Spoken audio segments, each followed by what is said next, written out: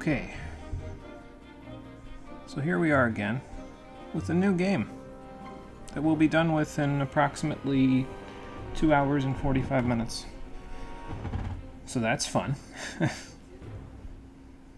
Some of these don't take too long. Some of these streams, they just don't take too long. But that's okay.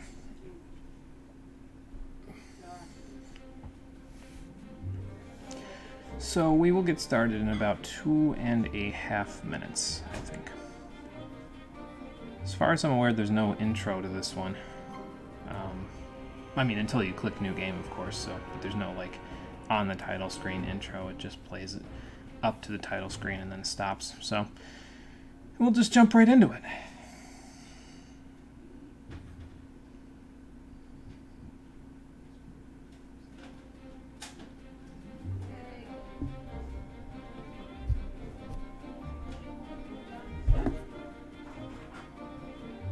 I can't tell if the volume is good yet or not.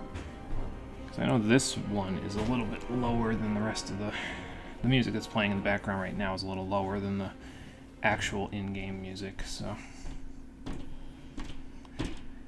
But we'll see.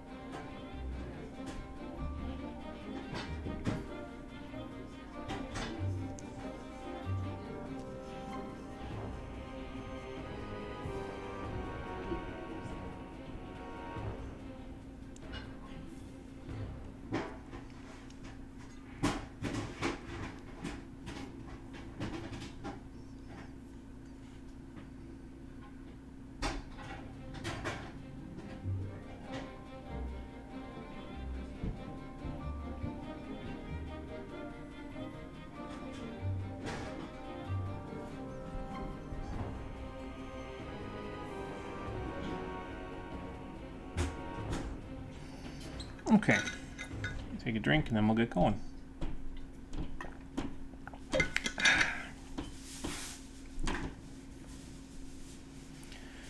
All right, here we go again. Yeah, they're small, okay. I don't know how long these clips are good for.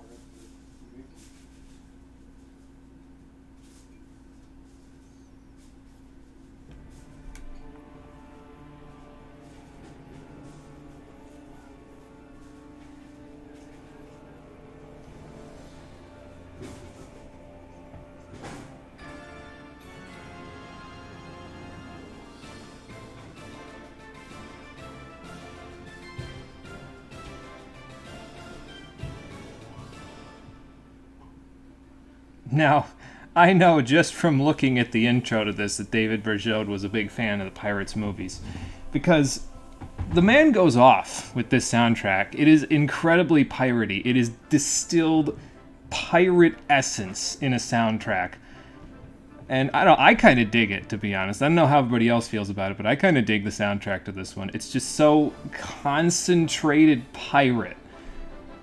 I don't know, I like it. How you doing, everybody? My name is Monochromium, and we are continuing my coverage with the Ratchet & Clank Future Tetralogy today with the second game in the series, Quest for Booty. And I don't even know if YouTube's going to let me say that, to be honest, but whatever. They don't have the word booty in the search results for this game. It just cuts off at Quest for Boot. And I don't want pirate boots, thank you. But anyway, I don't really think of this one as a game. I think of this one as more of a DLC for Tools of Destruction, because it's very short, and it doesn't really... I mean, the story is okay, I suppose, but it doesn't really do a whole lot to the point where it feels like a full Ratchet game, you know, so... Excuse me. So we'll probably get through the whole thing today. As a matter of fact, I can tell you with 100% certainty that we will get through the whole thing today. And that's stereo. And that can go up one. There we go. But, yeah, I mean, it should be alright. If you enjoyed Tools of Destruction, you'll probably enjoy this one. And for what it's worth, I think I do actually enjoy this one a little bit more than Tools of Destruction. Well, no, probably about the same amount, because even if I don't think about it too hard, I probably enjoy this one about the same amount as Tools of Destruction. And then if I think about it too hard, I think I like it a little less. So, hey, Rockin' Fun and Lifeblood, how's it going? How's everybody doing there? It's time for the game, the one, that one that's between the one and the other one, exactly. Yeah, we'll be done with this one in one stream. I think it'll only take like 2.5 hours to beat, so. And hello again to our somewhat regular stream with our metal friend. That's me. And we're streaming, so let's get started. We'll start a new game. And you have a difficulty slider for this one. So usually when I pick a difficulty for myself in a video game, I choose a harder difficulty normally, if they do something interesting with the difficulty. I think in this game they don't do anything interesting with the difficulty. Hard mode, by comparison to medium and easy, just makes the enemies hit harder and sponge more of your attacks because they'd have lots more resistance to damage. So most of the time, even if that's the case, I'll still play on hard mode if I actually enjoy the game. And in this particular case, I'm going to play on medium because it feels the most balanced difficulty to me, medium. It feels like hard, they're too spongy, and, well, spoiler alert for 2 seconds from now, you don't get to pick your weapons in this game. And they don't give you a whole lot of ammo to use. So I just sort of figure, nah, medium is a good difficulty. I know we'll get it done in one stream if I play on medium. And then we can be done with it. And we can move on to the games in the future series that I actually like. So we'll be playing on medium, because it feels like a pretty fair balance. It feels like the game was designed around medium based on what I've done and when I've played it before. So let's try this one. And I think I already, turned that up just a little bit. So I can't even see the box from there. Well, anyway, that's the base, and I want it to be like there. So, and hey, Marie, how's it going? Welcome. This isn't a well-crafted meme. This game, I don't know. It might be a meme. I don't know if it's well-crafted, but it's a meme. There are some parts of it that are well-crafted, and we'll talk about it as we go, but yeah. Yeah, it's a very short game. Is it worth the money back then when it was new? I think when it was new, it was $10, and it basically was the cost of a DLC. I personally got it for free with my copy of Into the Nexus, which I bought, which is the 4th game in this series. And I bought that copy for $20. So I got it for about $10, and I got Into the Nexus for about $10. So, I mean, it's tough to say whether or not it was worth the money. But it's tough to tell you why that is without explaining the whole game in detail. So let's get started so I can explain the whole thing in detail, shall we? Probably. Games tend to be balanced around one difficulty and then adjusted up or down. Yeah, especially when they don't really do anything interesting with the difficulty, like add enemy aggression or add new skills that they use or anything like that. It tends to be balanced around the normal difficulty. And then from there, it's just how masochistic are you. And in this game, I feel like not being masochistic because I don't feel like playing it for more than one stream, so.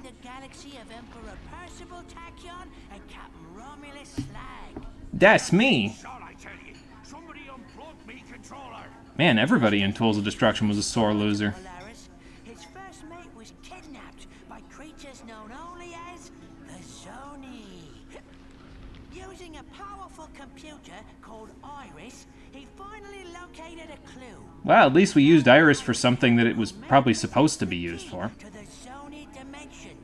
A pirate named Darkwater. Okay, so there's another pirate in town somewhere named Darkwater who may know where Clank has been kidnapped to because he has some form of contact with the Zoni. Alright, fair enough. It's a good enough premise, I'll take it.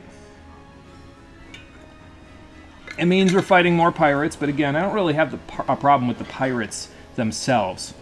I have more of a problem with the way they were implemented, but... Darkwater has to be here somewhere. Be careful, Ratchet. Murdergraw is an unregulated planet. Unwanted visitors have a bad habit of disappearing from here. Well, there's pirates here, so what do you expect? No one misses you but me. You actually miss Slag? You seemed pretty over him as soon as we killed him in the last game. Always have me heart. This is what I was talking about when I said the pirates like regress in character development for what little they got in Tools of Destruction. They don't hate you, Pete. They just don't understand you. Because for some reason now the game is treating Pete as if he became the captain or something. It's like, oh, okay. Hi, can I help you? I'm not looking for any trouble. Why are you all mutinying on me? I'm the captain now. You can't do this to me. There's a code. Dark One, you hear that? Do you want me to keel haul you? Just always seeks the ear of a dead man. How's about we arrange a proper introduction? Again, you can't do this to me. I'm your captain. What the fuck? Okay, anyway. So, that's your setup. Also, here's your guns for the game. No, you don't get to keep your guns from Tools of Destruction. Not even if you have a save file. So that's fun. The main ones that I want to use to start with here are the Nano Swarmers and the Predator Launcher because, well, we'll get a chance to use these other weapons later, but those are the ones that you want to use here first. So let me take a look at chat before we get started. You think Into the Nexus made this game look worse as a kind of DLC $10 Ratchet game genre? Yeah, I would have to agree with that because I actually really enjoyed Into the Nexus from what I remember of it. I don't think I enjoyed it as much as A Crack in Time, but it was pretty high up there for such a short Ratchet game. I think my main complaint with Into the Nexus was that it didn't last long enough. Like, just when it was really hitting a stride, it was over, so that's about it. I know a little bit about Toho, not a whole lot, though. It's just masochism max, and harder the difficulty, the more masochism. Pete's a better narrator than a pirate. I mean, he doesn't seem to hiccup when he's narrating, so maybe that helps a little bit. Toho's fun, though. It's hella fun, but very hard. The weapons are mandated. That's bullshit. Yeah, and like I said, it would have been interesting if they had, like, an import of some kind, right? Where it was like the old Ratchet games where you could import your save file and be like, oh, these are the weapons you used? Okay, cool. That's what you use here. Well, I give you a weapon choice in the prequel and then rip it away in the next game. Now, I don't want to be too unfair to Quest for Booty, because I actually kind of like that they limit your weapons, because it forces you to use weapons that you wouldn't normally use, like the Predator Launcher, which is a very bad weapon. The reason why it's bad is because, well, you can kind of see just judging by how it's been used thus far. For every missile that you fire, it uses 1 ammo. Which is fine in a premise, but this weapon has only 25 ammo. Which seems like an excessively small amount for something that's going to be using that ammo left, right, and center. So, I don't know. It just... That's why we didn't use it. It upsets me as a weapon, because it's like, okay, wait a minute. You're telling me I have a fancy missile launcher that can lock onto multiple enemies. It has... The weakness of it is that it deals less damage, but it can lock onto multiple enemies and home in on them. That's okay, that's a cool premise as a weapon, but it has so little ammo that it basically never kills anything. So I'd like to use it now while it can still kill things before we get too far. You'll also notice that all of the weapons start at V3. They will upgrade up to V5 as we go here, but we'll get to that. I have a Nano Swarmer friend. Dalwin, lay down some suppressive fire while the Nano Swarmers do their thing. And I think I just accidentally used a second one. More bees! But hey, at least they give me access to my bees again. That's pretty nice. Let's see here. Crack in Time would probably be the best game of the PS3 series for you. I think I'd have to agree, to be honest. I think Crack in Time is probably going to be my favorite out of all of them. So, I actually really like this weapon. The targeting looks and sounds really cool. And I like the weapon in concept, right? I just think that its execution is a little bit poor because it doesn't do enough damage to be remotely worth it. And I mean, I guess it's okay as an early game missile launcher, but it's just far and away outclassed by the Negotiator for me. The premise is nice, just kind of, man, this game is going to give you a migraine. I'll wait till we get a little further in it. I'm not going to tell you what they do with the game that'll... I mean, the plot, of course, is following after Tools of Destruction, so the plot might not exactly do anything groundbreaking, but, you know. You do want to collect bolts in this game, by the way, even though we already have all of these weapons. You do want to collect bolts, because if you don't collect them, well, it'll be a little hard to buy all of the stuff that we can still buy in this game, even though there isn't a whole lot to buy. But we'll get there.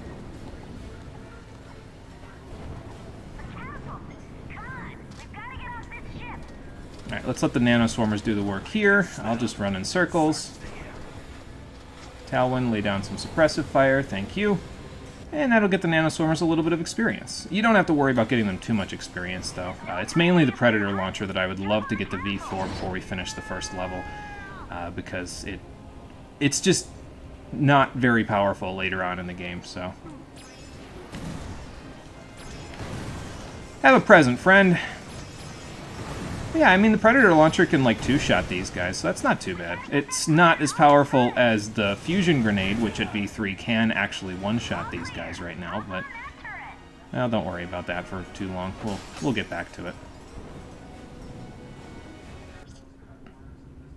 Why'd they bring it back for the reboot of the first game that didn't have it? Don't ask me. I don't know. I don't ask too many questions about the reboot of the first game. I feel like the weapons in that one, instead of bringing weapons from the Future series into the original game, they should have just reimagined the weapons from the first game to be more useful, or, well, not more useful necessarily, but, like, reimagine them so that they can fit into the, like, the mythology of the Ratchet universe now, where things just upgrade and stuff, so. Working on it, Talwyn. Tornado launcher, a go-go. So the reason why we didn't use the tornado launcher in Tools of Destruction is because it's a 6-axis weapon, and that's kind of difficult to control unless you're in a small room like this with a big choke point where you can just kind of throw it at the enemies and then watch it go. I mean, it upgrades really quickly, as you can see there, and it's pretty powerful, but yeah, I don't really like it unless you have it in like a small area, you know. So anyway, we got to get through the door, so let's eeny, meeny, miny, mo. Let's just shoot the one in front of us. And then the one to the side of us. And then the other one to the side of us. Because why the hell not?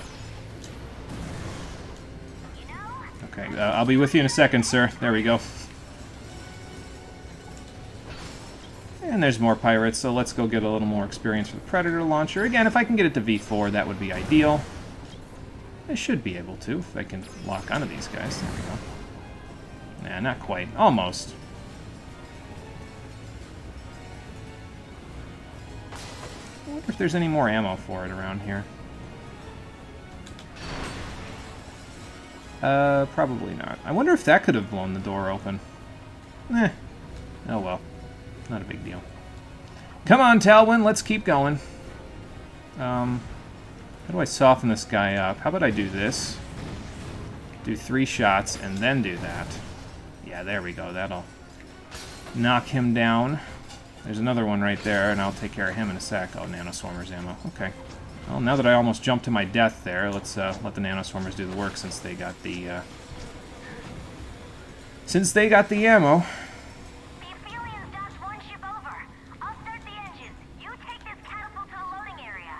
Okay. Sounds like a plan. Let's do this. So yeah, Ratchet and Talwyn are in a bit of a joint effort here to try to figure out where this Darkwater guy is, but... oh, nice catch. They must do that pretty often, where they can just catch me in a cannon. Oh boy. Alright, lads. To the stones cast tomorrow caverns, and the pythons must be hungry. You guys had better hope I never take this to the Pirates Union. Oh my god.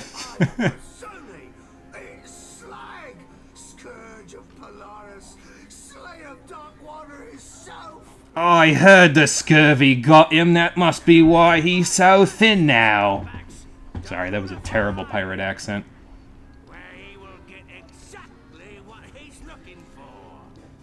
Oh, okay.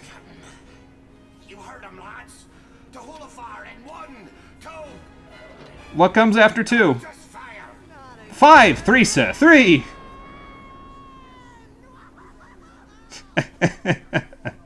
I love James Arnold Taylor hamming it up while he gets shot out of a cannon. The Lombax discovered the little-known pirate party foul 21-13, which states, never interrupt a band of grown-up space pirates simply because you lost your robotic mate and seek the assistance of a dead captain. You made that shit up on the spot. Come on. Whoa! Spoiler alert! We haven't even gotten to Hildefar Island. Well, we're about to get there. Ow.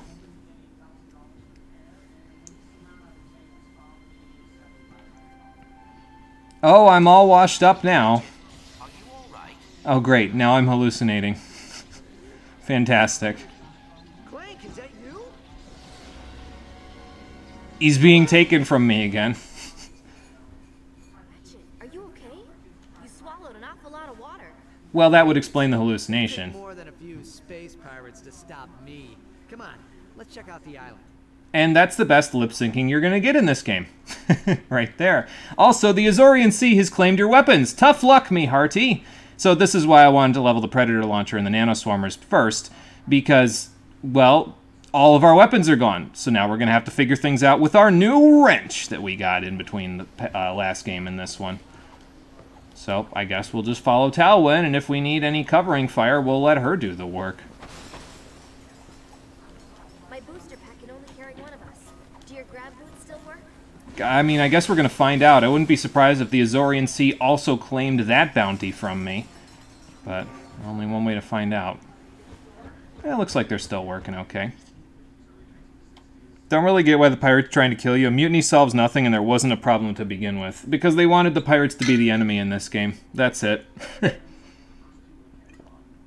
Actually, I think the gist of it is that this is a different group of space pirates, which doesn't make sense because Tachyon created the space pirates, so why would he make separate groups that were against each other or supported each other and then splinter off? It doesn't make sense from a programming standpoint why you would allow that to happen with, well, pirates. It just, the more you think about it, the less it makes sense, so I choose not to think about it too hard and just say, no, it's because they wanted the pirates to be the bad guy. So... But I do like the not having Clank on your back part. It actually makes some of the platforming in this, well, not challenging, but it changes the focus of the game a little bit and forces you to actually use your double jump to correct your jumps a little bit. What a concept. And yes, the combustor's still the combustor, unfortunately, where you just use it to soften things up.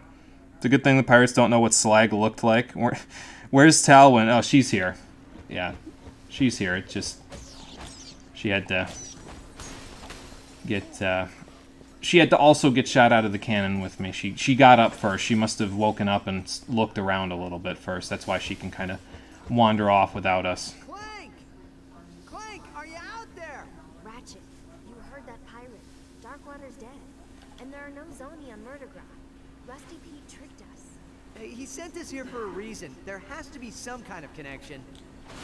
I wish I had your faith in people, Ratchet, even though it seems kind of jarring for you to have that kind of faith in people.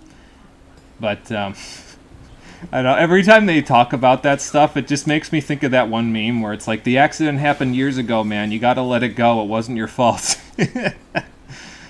Oh, boy. Separated group that hunted something else or maybe a different version like the older model versus the newer model. Yeah, something like that. Like, I enjoy when they separate heroes in a video game and they force you to try to figure things out to get them back. So, like, again, using our new wrench, which is magnetic and allows us to pull surfaces down, or over, or up, or any of that stuff. I'll race you to the beach. Alright, well, I think you're going to beat me because you have a rocket, I have a wrench, but, you know.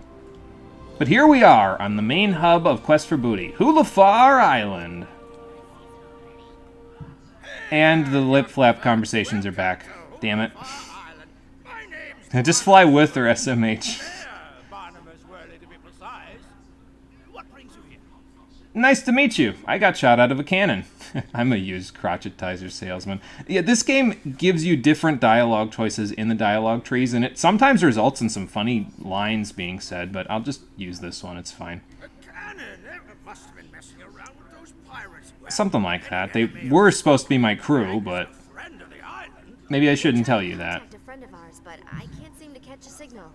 I don't suppose you have a radio tower we could use. That would be nice. Sorry, miss. We had a supply beacon, but someone vandalized it last night. Oh, no! Help us repair it. I'm sure you'd be able to contact your friend.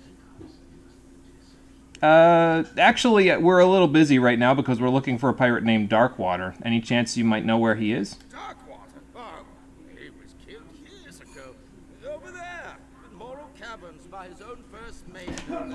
Oh, good lord. Slag. Oh, good lord. Anyways, my constituents would sure appreciate it. Check out the window. Well, I'll see what I can do then, since you don't know where he is. Signal, maybe we can ask Pete what we're supposed to be looking for. So yeah, we separate from Talwyn for a little bit, and we got to go figure out how to get this radio tower working again. Although I see a familiar face on the beach here already. Hello there, friend. How you doing? Small galaxy, ain't it? Yeah, really. Too small. So, what brings you to Murdergraw, friend? Well, I'm doing repairs around the island, apparently. I've been recruited. Well, how fortuitous. I myself am quite the resourceful entrepreneur, if you know what I'm saying. Yeah, Well, okay. If you need anything, you give me a holler. I just might have something useful for you. Know what I mean? Sure, I'll see what I can do. Let's take a look. Might have some words for the plot twist of Child of Light. Getting your party back is relatively mandatory despite being totally optional. Oh boy. Once again, why the fuck do you have no jetpack? I wish I had a jetpack. That would make this a lot easier. Need your part. Aurora cannot fight a boss by herself. How is he even here? Well, where the pirates are, he is their supplier for Leviathan Soul, so I suppose that makes sense. But again, from a plot standpoint, it makes more sense if I just tell you he's here because he sells you stuff over the course of the game that you need to progress. He's essentially the MacGuffin salesman of this one. So, hey, wind turbine operator, hello. Oh, dang nabbit. This is the third time this year these old wind turbines have stopped working. Sabotage, I tell you. Someone's been messing with my equipment. Uh-oh. Any idea who could have done it? Some shady character who's been hanging around the beach. Oh my god. Annoying parrot. Always see him palling around with them pirates. So the smuggler is the minor villain of Quest for Booty. Fantastic. Repair these turbines, but he probably went fishing instead. Think you could help the fella out? I'd do it myself, but I don't much care for heights. You also don't have any gravity boots, so sure, I'll help. Oh, I'd sure appreciate it, stranger. Couple of good turns on that bolt crank up there ought to get her going again. Good luck. Okay, I'll see what I can do. So what's the problem up there exactly? Problem is, these here wind turbines are about the only thing keeping the juice flowing through the island. No juice, no beacon. No beacon, no supplies. You follow? Yeah, I gotcha. Any chance you know anything about a guy named Angstrom Darkwater? Darkwater. Sorry, stranger, we don't talk about him round these parts on account of the curse. What kind of curse? Well, yeah, the curse of the undead. Although I'm not exactly sure how you can be undead. I suppose it just means alive. Oh, now I'm going to confuse myself. No, it's not like that. When you're undead because you were dead before and now you're not dead. That's why it's undead rather than alive. You know what? I'm going to confuse myself if I explain this to you. I'm just going to go help repair these wind turbines now. So you have 5 wind turbines around the island. Alpha, Beta, Gamma, Delta, and Epsilon. And we have to go repair all 5 of them to get the beacon working again. So that's what we're going to go do. Or rather their radio tower, whatever you want to call it. Essentially, we have to get them all working again. Just press my body against that. There we go. And you can actually go and take care of them in any order you want. But I'll start with Alpha because we're already here. We might as well. Yeah, keep collecting those bolts, at least for the first little while, until later, when we won't need them anymore. Let's see. Yeah, Angstrom. Something like that, yeah. Always love when the heroes in some very shady business. Well, in this case, I am, just because the smuggler is here, so that automatically puts me in some very shady business. Don't know if this is a hot take, but IMO, the smuggler was one of the worst aspects of Tools of Destruction. It was just... He was kind of supposed to be like a recurring NPC, but he replaced, and I think you're about to say this, I'm going to say this before I look at your other comment, he replaced all of the other cool little NPCs that were only on one planet and gave you some personality about the planet itself, and I don't know if I like that. I think I preferred when they just had the one-off NPCs, to be honest. It made the worlds feel more complete. So, why does the hero always lose their equipment when they start a new adventure? Samus, best example. Yeah. Damn it, if she just kept her beams, Ridley would be dead. But yeah, let me see what you said. Simply because you replaced any chance of seeing NPCs actually living in the planets and learning more about them and their environment. Hey, we're on the same page. Can live with losing everything but the beams. But Mario and Luigi in the RPGs, yeah, I know. Instead, we kind of always just talked to the smuggler dude and didn't learn shit about half the areas in the game. Yeah, exactly. I am 110% on the same page with you there, Rockin' Fun. I wholeheartedly agree. I would have preferred the usual methods in the classic trilogy where they just had NPCs that gave you a more of a completeness feeling to the planet, so... Anyway, we gotta fix the wind turbines, and there are all these little obstacle courses that we can go through. It's nothing too substantial or difficult, but to be honest, I kind of missed the obstacle courses in Tools of Destruction because, again, they took more of a page out of Up Your Arsenal's book, where there wasn't as much platforming and as much puzzle solving, and there was more just gunplay as the main focus of the game's gameplay. So, the fact that Quest for Booty does a little bit more with the platforming and puzzle solving, I actually like. So, I don't know if that's a hot take, but the premise of Quest for Booty I like because it puts more of a focus on the platforming and puzzle solving and less of a focus on the gunplay. So, that part I enjoy because it varies up the game a little bit. So, but it's nice to be able to go and do just a little bit of light platforming after doing a whole bunch of shooting, you know. That means having multiple voiced NPCs and a budget. Oh, believe me, they had a budget. They just blew it all on professional, like, movie quality voice actors by the time the series got to the 2016 remake. So, hey, I fixed one of them.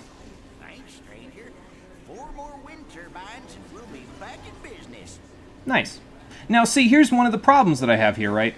You can't see it because he's always going to face towards me, but the NPC lip flaps are fine outside of those stilted back-and-forth dialogue tree conversations. Why are they so funky looking when you get into the stilted dialogue conversations? Like, their lips are actually moving for the words that they're saying, so why does it not work in the part where it's just them talking?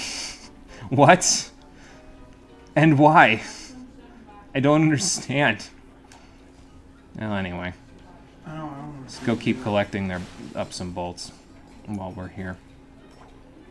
I might actually go this way first, but I'm going to go talk to the mayor first before we do anything else, because I think he has new dialogue for us. So.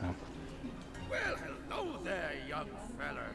Run into any more pirates? No, but I ran into a few problems with your supply beacon stuff. By the way, why do you need a supply beacon? I mean, I can get the concept of what it is just from the word, but... The bedrock of this island is filled with trillium ore. Oh. It's too much electromagnetic interference for most ships. That beacon's our only way of heading. Yeah, that makes sense. I mean, Trillium ore, as you may recall from Tools of Destruction, is what the Shard Reaper had in it. It's also what some of the best armor in the galaxy had in it. And it's very dense, which means that radio signals, especially interplanetary ones, probably wouldn't be strong enough to get into and out of orbit when they have to go through a field of electromagnetic energy from one of the densest metals in the Polaris galaxy. So, I mean, I can see how that would be a problem. What's in that door? Oh, that's just something Darkwater was working on. We sealed it off after he was killed. Best put it out of your mind. Sure, that won't be important later. How'd he die? Mutiny, I suspect. Of course. Legend has it Slag dropped anchor in Morro Caverns and killed anybody who refused to call him captain, including old Darkwater. Oh boy. Folks around here still like to scare the tourists with ghost stories about that place. Yeah, stories. That's all they are, right? Anyway. We'll go up to the left first, actually. I was thinking about going to the right first, but we'll go up to the left first. So. Voice. It was with that Family Guy where voice actor voices almost everyone. Yeah, it's kind of similar to that, where they have a lot of the same voice actors doing, like, multiple different roles in some cases, so... I think Peter and Quagmire are the same person. I think if I remember right, yeah, that sounds about right. Now, just think about it. Why do we need another recurring character? We already had the plumber and Slim and Quark, I guess. And that's it. That is a good question. I don't know that we needed another recurring character. I would have preferred, again, the one-offs, but whatever. It is a nice planet, though. I like, what's it called? Murdergraw, I think is the name of this planet. I can only really think of it based on, like, the names of the locations on the planet itself. I know those better than the planet. So... can use this to move in between the areas from here to there, and we'll use that in a minute once we figure out what the heck is going on over here. But first, we got lava rocks, straight out of the Spyro games, where Spyro stuck them in his mouth and then spat them and things. Now remember, we have no weapons at this point, so we have to just use our wrench to do some stuff. And the RPG enthusiast in me is screaming because I'm wasting valuable experience that I could be giving to my guns, but don't worry about it. We should be able to get all of them to V5 by the time the game's over, so...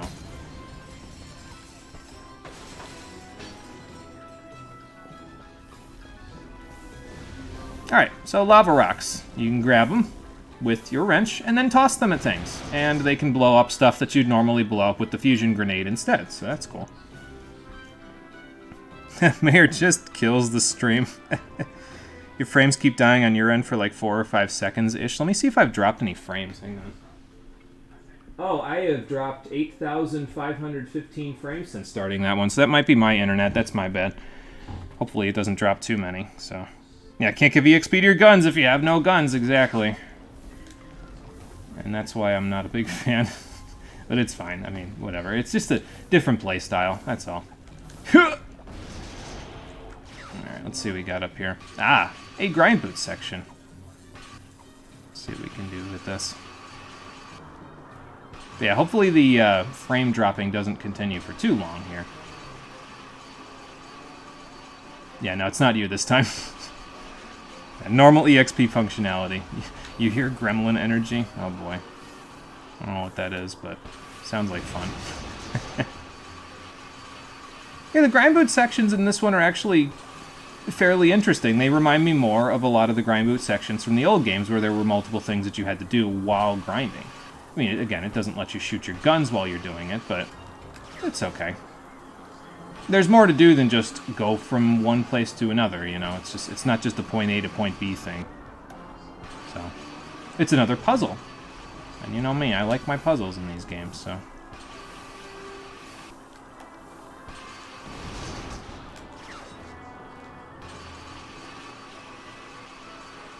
Just keep your eyes peeled, because sometimes they try to trick you a little bit with the way that the camera moves, especially when it comes to those Versa targets for your swing shot, so.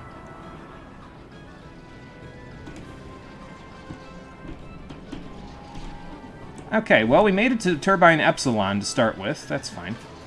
Let's just see what we can do about this. And as you can see, once you turn the wind turbine, there's a teleporter on the inside so that the operator doesn't get shredded by the high sustained wind energy that I suppose is happening right now. See? Because then the wind turbine closes off so that it can power the fan a little bit better. And, well, unless we crawled out, which I suppose we could, but... all in a day's work. Oh. Why is there even a grind section there, and why is it so functional? I would guess the Hulafarians like having fun while they're working. Can't say I blame them. Uh-oh. Do they have any leads? No. So far, the only thing they've been able to find are red feathers. Oh, god damn it, the smuggler's been at it again. This guy. Anyway, you can use this to pull over to the other springboard section over there if you want to go back. But I think we're going to go do Wind Turbine Delta first, and then we'll go find Beta and Gamma after that, since we already did Epsilon. But you got to get all 5 powered first before you go anywhere else, so... Now, I remember the Versa... Is it a Versa wrench? Is that what it's called now? I remember these targets for the wrench being a little bit more jank than they have been so far. So far, we've latched onto them on the first try, as you can see here. But I remember them taking more than one attempt sometimes to get them to properly work. Like, you'll just throw the wrench at them as if you're trying to break a box or something, but yeah, maybe there was some sort of update or something since the last time I played this where they fixed it? I don't know. I wouldn't imagine, considering that last time I played this was in like 2016, but oh well.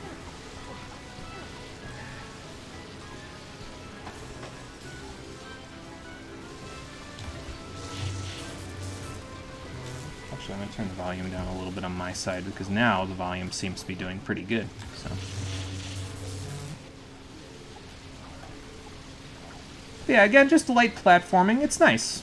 I'm glad to have it back, you know?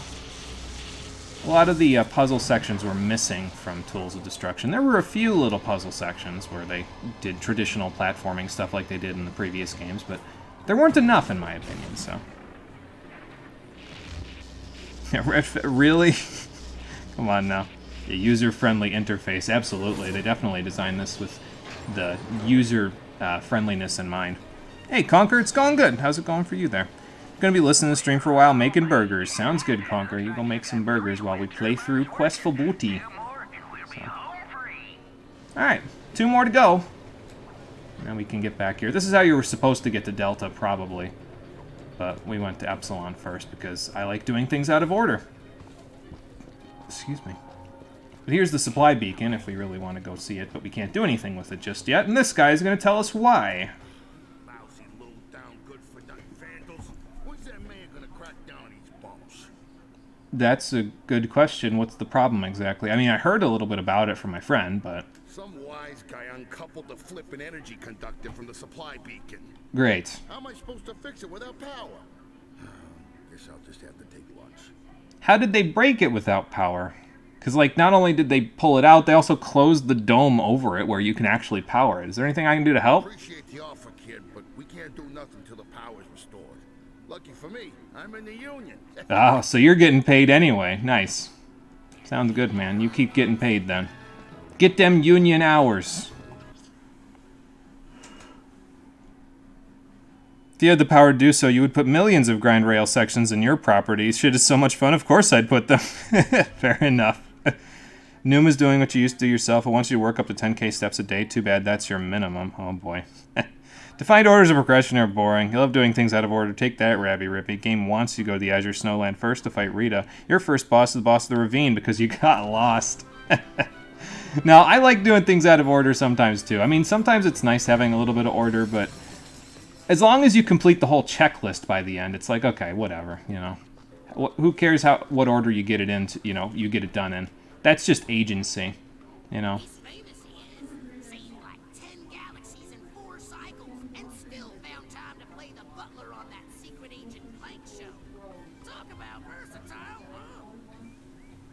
Oh boy, they got Billy's voice actor in here, didn't they?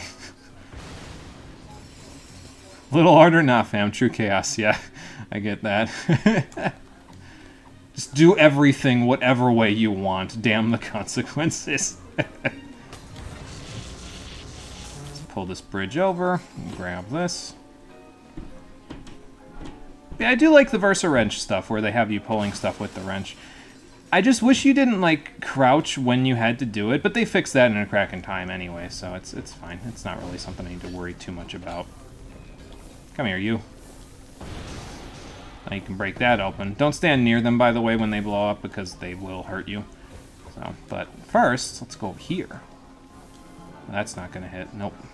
I burned down a palm tree in the process of doing that.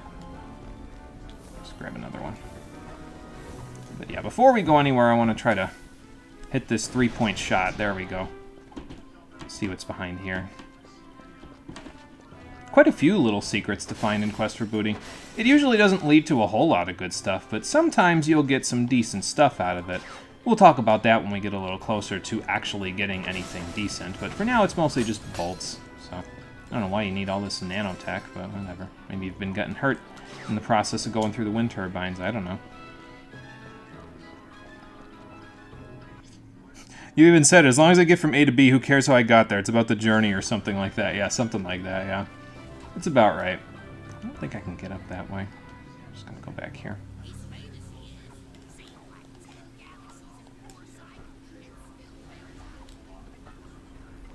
And before we take care of that, well, we're going to need to break open that gate over there. But first, we need to adjust these platforms a little bit so I can actually jump over there. So go ahead and grab them. Yeah, this is actually very responsive, which again, I remember it being less responsive than this, but oh well. I'd rather it be more responsive than less, you know. Okay, so I should be able to make these jumps no problem now with the platforms the way they are. Probably not exactly even, but hey, they didn't pay me to be that kind of functional. This isn't gonna work. Toss it in the sea. Go get a new one. It was blinking too hard already, I think. There we go. And we're here at Wind Turbine Beta. If you got up here by some other means, like you went to Gamma first or something, you can use this rock to break that gate open so you can move to the next area and go back to the other section there, the supply beacon. Oh, nice Havoc engine interaction there. Yeah, just keep grabbing them bolts. We need a total of 77,500 bolts by the time we're done with Quest for Booty, so keep grabbing them. Oh, God. Okay, I know cool guys don't look at explosions, but who jumps over the explosion while it's happening? Action hero figures, that's who. Apparently I'm an action hero figure now. Anyway, let's get up this turbine. Oh, nice, now they're going in order like that. It's like a pipe organ going off. Also, for some reason, you can double jump while using the gravity boots in this game. I don't know why, but it's never been a thing before this, but whatever, it's fine. It doesn't really do much for you, though, because you never really use it for anything. Oh yeah, they mentioned the curse before. It's fine. We'll be fine, Talwyn. I'm sure it's nothing. I'll do some more digging and get back to you. I mean, we've faced worse things than a curse just from fighting Tachyon. Come on now.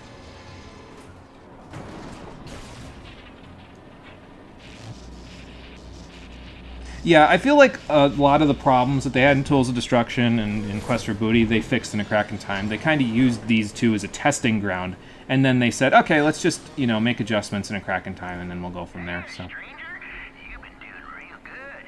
One more wind turbine, and we'll be back in business for sure. Good. Sounds good. Yeah, Crack in Time fixes shit and then tries some other stuff. Yes, exactly. So, why'd I run back to the detonating crates? I couldn't tell you. That was just my brain being my brain. Whoop. Don't touch the blades, by the way. They hurt you. Even if you just touch the blunt side of them, they'll still hurt you. So don't touch them. And Wind Turbine Gamma. So yeah, this is the last one. Have fun with that, crabs. I don't even know if I got one of them with that. Oh well. Oh good, there's more of them. Oh baby, a double. Let's see. And then the 2016 reboot redid these problems, but worse. This series' evolution is weird. Tachyon was wasted potential. No Sigma. Isn't Sigma, like, what is that, like really late in the alphabet?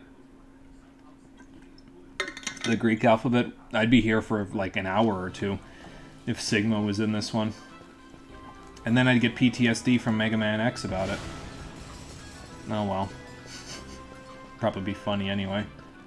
And I think if you go down here, yeah, you can use that to get back to the original section of the island. So actually, this whole full circle thing went pretty well.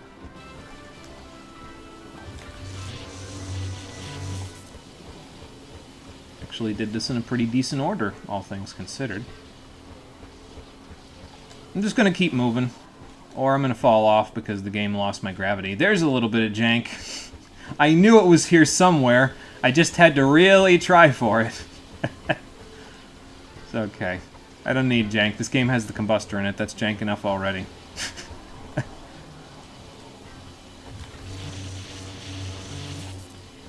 Mega Man X or Mega Man Maverick Hunter X? Well, so far for the stream I've only played the original, but we'll play Maverick Hunter X one of these days as well. Probably around when I decide to play X7 and X8 for the stream. Because I like hurting myself. And Rockin' Fun would think it would be funny to watch me play X7. I think I'd just want to die the whole time, but hey, that might be funny. Yeah. I'd want to die too if I played that. Yeah, believe me. Yes, it is. I was joking. Okay, fair enough.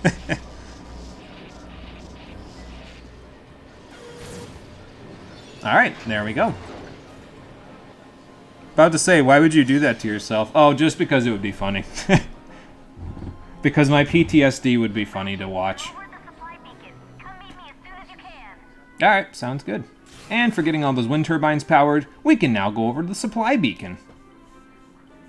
And hopefully we'll be able to power that back up so we can get a signal off the island, and then we can, you know, once we scratch their back, maybe they'll scratch ours. The turbines are running.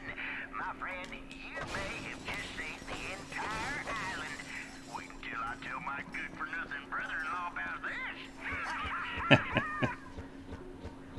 But yeah, I mean, you know, it's just all in a day's work. No big deal.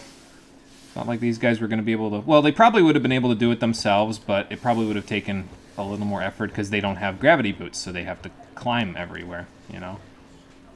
But anyway, there's another spring here now. Probably the smuggler stuck it there because he didn't have any place else to put it after he stole it. Stole it!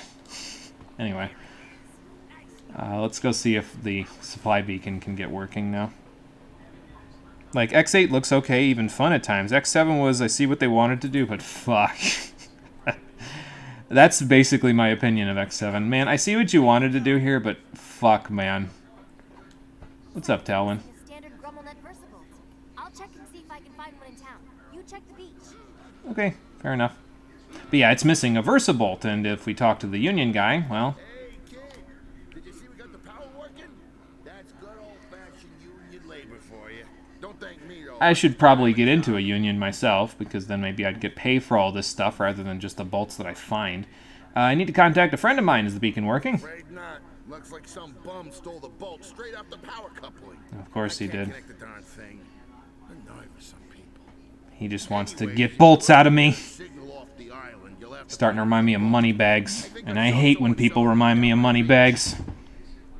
He's selling the one that he took. You need to realize that. I'm not going to be a dick, so let's just ask if he knows anything about the zoning. I think he makes like a retorting comment if you say this, like, "Come on, man, why are you trying to pick on us Union folks?"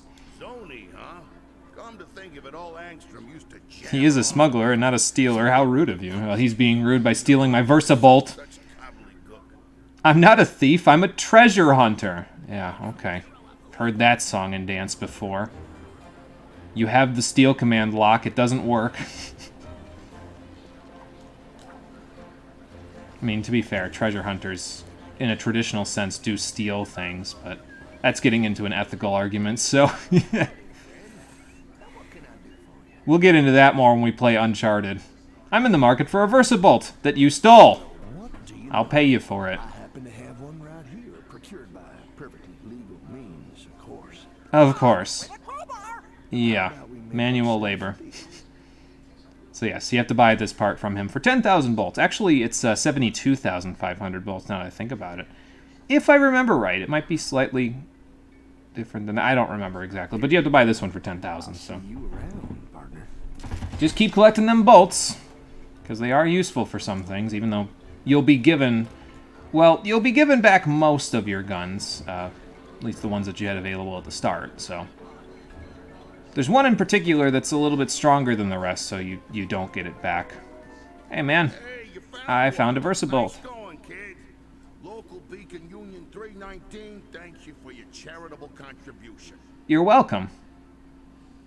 Here we go. Just put this on here. Man, heavy machinery. What was with the chicken? Why did you need a chicken to put a Versibolt in? Please, if you can give it a good try, champ. What the hell? Myself, but I'm on break. Union rules, you understand? Yeah, I gotcha. You go take your union designated break. I'll do this. I'm a freelancer anyway, so I don't got a union. Maybe if I join the Polaris Defense Force, I'll get a union. I'll have to ask Talwin about that later. For now, let's go up on the supply beacon. Unfortunately, there's a whole bunch of electricity that's going to make this a little bit difficult for us, but there's a Versa platform here. Yeah. Some people don't even see this thing when they're going up here on the supply beacon, so just keep your eyes peeled. This game hides stuff in plain sight sometimes. But you can use this to traverse the platforms without hurting yourself. So that's good. I'm getting sandwiched a little here, but that's okay. Let's just stick this right here. Wait for the jump rope to come back, and then off I'll go. Yeah, that wasn't so bad. This one doesn't have a teleporter attached to it, but you'll see why that is in a minute, because we're going to pull a platform up for ourselves. So, and there you go. Yeah, old cartoon montage, the chicken. Yep, there you go. It's just from the. It's just because of the cartoon sound effect. That's it. Don't know. You make a lot of bolts you find lying around. That is true. That's that freelance treasure hunting that I do. So the beacon's working, and now the mayor wants to thank us by showing us Darkwater's deepest, darkest secrets. Perhaps. Well, we'll go find out. What do you think of that? You done real good, kid. Go meet the mayor. I'll finish up here. Sounds good. Oh, by the way, if you fall off of this, this is actually a ladder right here, so you can jump up on it like this if you need to get back up to the top if you fall off of the stage somehow. So, just in case, there you go. Yeah, again, I think that the design in this one, because it's such a short game, they actually have some really tight design choices, especially in the platforming and puzzle sections. The shooting is as good as it usually is in these games, but yeah, the platforming and puzzles in this game I actually really dig them, to be honest. And again, in a vacuum, I think I would dig them even more. I'd probably actually enjoy this game, but I can't look at it in a vacuum anymore. It was created with lenses, carved from obsidian glass, and powered by a single fulcrum star. Sounds powerful. Darkwater built it himself so as to keep in contact with his little friends. So Darkwater was in contact with the Zoni. Okay.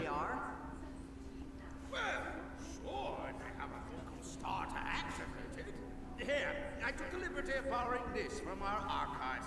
They're pages from Darkwater's personal journal. Oh, well, hopefully that'll come in handy.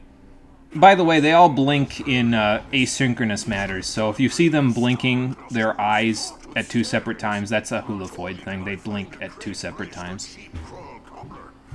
Welcome back, Conker. We're hearing an old pirate talk about an old tale about the Zoni. Friendly little creatures they are. Can many Yeah, friendly. faith to their will. Their leader gave me a fulcrum star I can use to talk to him with once they return to Polaris. Well, that was very generous of him. Fortune, but I wouldn't part with it for all the bolts in Meridian City. I wonder what Darkwater and the leader of the Zoni were talking about that he would give him, like, such a valuable treasure. It's only a matter of moons before he tries to pillage me property. I love how Darkwater just drew devil horns on Slag in his journal like some 8-year-old girl in her diary for her deepest rival. Coupon for one free course at the Hoolafar Magic Emporium. Fancy. I'll forever bind me soul to me body, so that I may protect the Fulcrum Star. He Well, I serves me, suppose that'll work. the entire crew. This I swear. So, was he, like, incanting the curse while writing his journal? Rest Darkwater's treasure. Find that star, and you'll find your friend. Alright, fair enough. So we gotta go hunting for some hidden pirate treasure. I'm getting a signal. Are you now? Rusty Pete to Lumbax. Oh, great. Crucial information about Captain Darkwater. I'm dropping anchor at the Hoolafar Pier. Over and out. Well, he unfortunately is our only lead, so I guess we'll have to go see what he wants after he just helped them mutiny me. Yeah, I don't know how I feel about Pete in Quest for Booty. It's like, dude, come on now. Do you say anything new, Mr. Smuggler?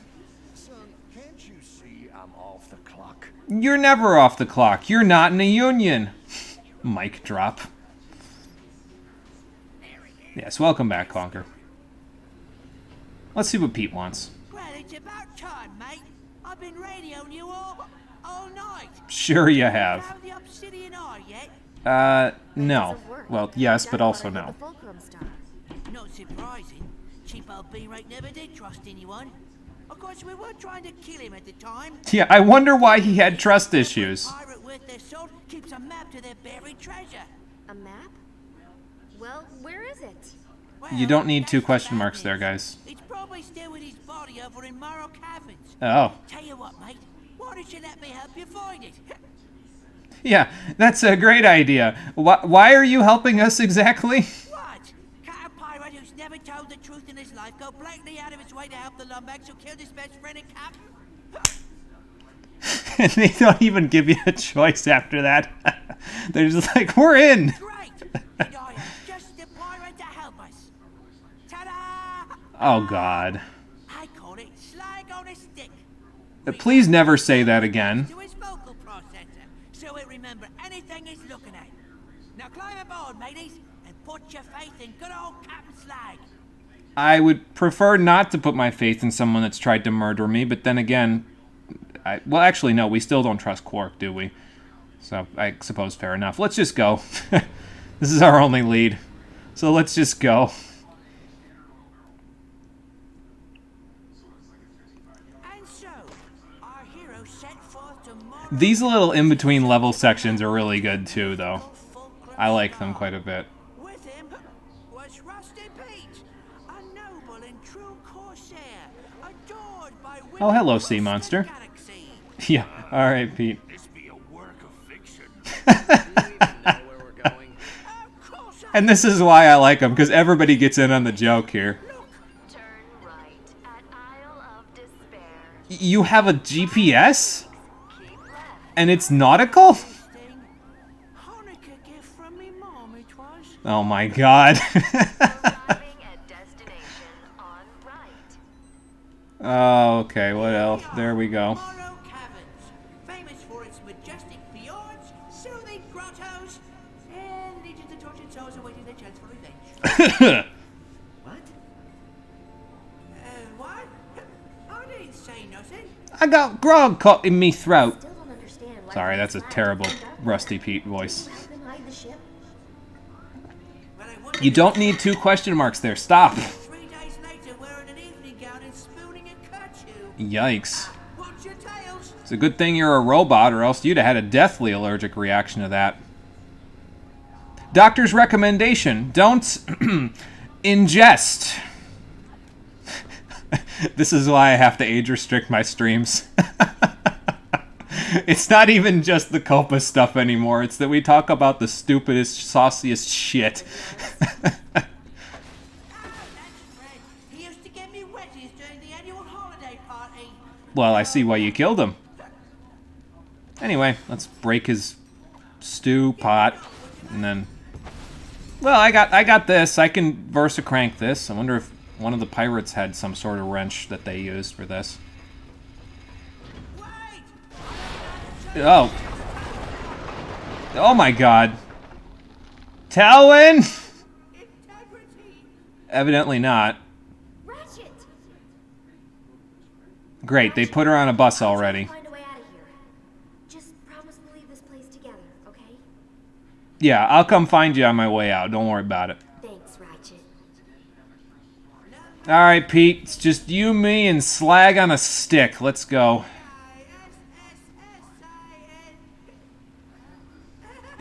I think you messed that one up, man.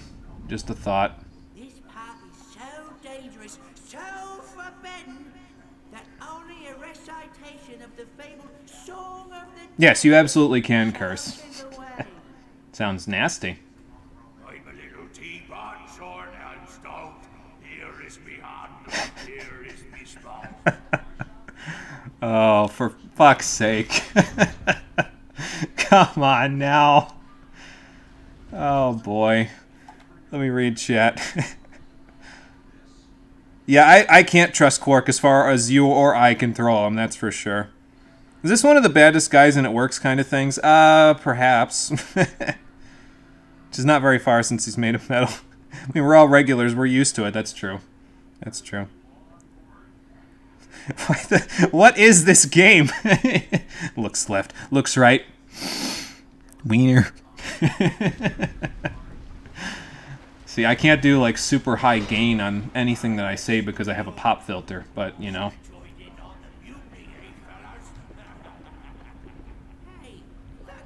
Well, maybe there's going to be a lava rock there later. Keep that in mind for puzzles. I used to go to the pub with that one. Total nightmare. So is that where he's going to be at? Cat must have been trapped in the breach on her way out. You have to look for another way around. Okay. Let's see if we can find another way around that. Oh, okay. Earthquake. This place get earthquakes off in there, Pete? Oh. Okay. Good work, Slag. Apparently the bats don't like him much. Enough to shimmy across. I'd do it myself if I hadn't suffered an unfortunate jig dancing injury. Yeah, alright, Pete. Anyway. Let's do a shimmy. Whoa. That looks like a nasty customer. No worries, mate. I was just, throwing shadow puppets. No, Yeah. you swallow life for these cabins. No, press on. Sure. Alright, Pete. Hope I don't have to take that guy on without my weapons. Good lord, that would suck. But before we go anywhere, we're going to want to go over here and grab one of these little bioluminescent slug things, because they light our way. So now we have a torch, essentially, with our wrench. And this is cool, right? Like, I mean, I actually like the fact that you use the wrench for more than just hitting things in this one, because you can use this little slug to scare away the bats in this area. And as far as I'm aware, the bats are invincible. Like, you can't actually traditionally kill them, so it's a nice little habit to have and keep these guys around. So I'll see what I can do about actually keeping them around when I'm not walking on them. Alright, you and me, little guy, let's go. No, Marie, curse as much as you want. That looked like Cole's nightmare fuel. Something like that, absolutely. He hates centipedes. Worst part is that the pirate robot has a bad pirate accent. Yeah, it's... I don't know, I mean, some people, I guess, would find that endearing. I don't know. I don't know how I feel about it. Whoop, okay. Actually, yeah, go back with your friend. I got a friend already, so thank you for the offer, but I got a friend already. Now, there are bats over there, so you may be wondering, how do we get the bioluminescent guy... Oh, okay, they already flew away.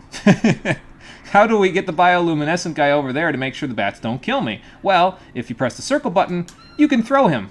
Just like how you threw the little rocks before, the little lava rocks, so... And we want him over there with us, because that little guy is going to be with us for a little while here now. Okay. Shadow puppets, right. This cavern is dangerous. Yeah, we're going to want this little slug with us for probably a good chunk of the rest of the caverns, honestly. Makes it nice and light in here when we got him around, and that's always helpful. Especially for me, because it's a little darker on my screen than it is on the stream, so... Yeah, Cole hates centipedes, so why not? Nothing wrong with him. He just thinks they have too many legs. I think that's his main excuse. Alright, little guy, looks like I gotta part ways with you, because I can't throw you vertically. So, let's see what else we can do. Or can I, actually? I don't know if I can throw him vertically, but can I take him with me? Nope. Alright, well. I guess off we go, then. I could have sworn you needed him for one of these rail sections, but maybe it's not this one. No, it's not this one. So if you like breathing, you better be leaving, 'cause anyone left, I'll shoot. Apparently they got to singing while I was gone. We knew you'd make it, didn't we, Captain? Yeah, just eat the little guy over there, exactly. Yeah, they tend to have 2 legs per segment, yep, and he thinks that's too many. I don't know, ask Cole, he's not a big fan. I like centipedes, I mean, they're pretty harmless, they don't really do a whole lot, so I don't mind them. And use the wildlife in some very not nature-friendly ways. Well, at least I'm not throwing them into the abyss, I guess, so... Don't even have a lot of legs most of the time. Has he seen a house centipede? I think most of the ones he sees are, like, actually just millipedes, which I think have more legs, but I'm not 100% sure about that. I'm not a bugologist, whatever the technical term is for that. You guys come up with some funky passwords for these things. Well, anyway.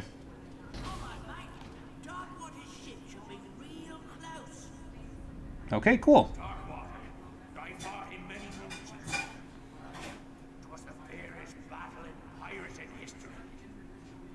Yeah, sure.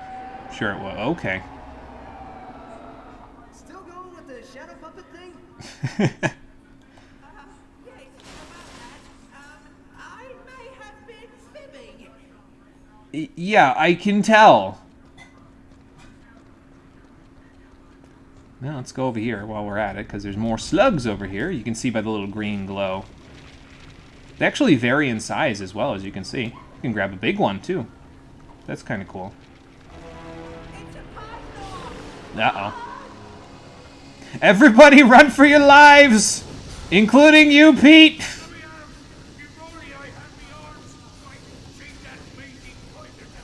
Actually, I missed my slug. Hold on. Let me run back across this battlefield. Because we're going to need them because of these bats over here, so... Get the hell out of here.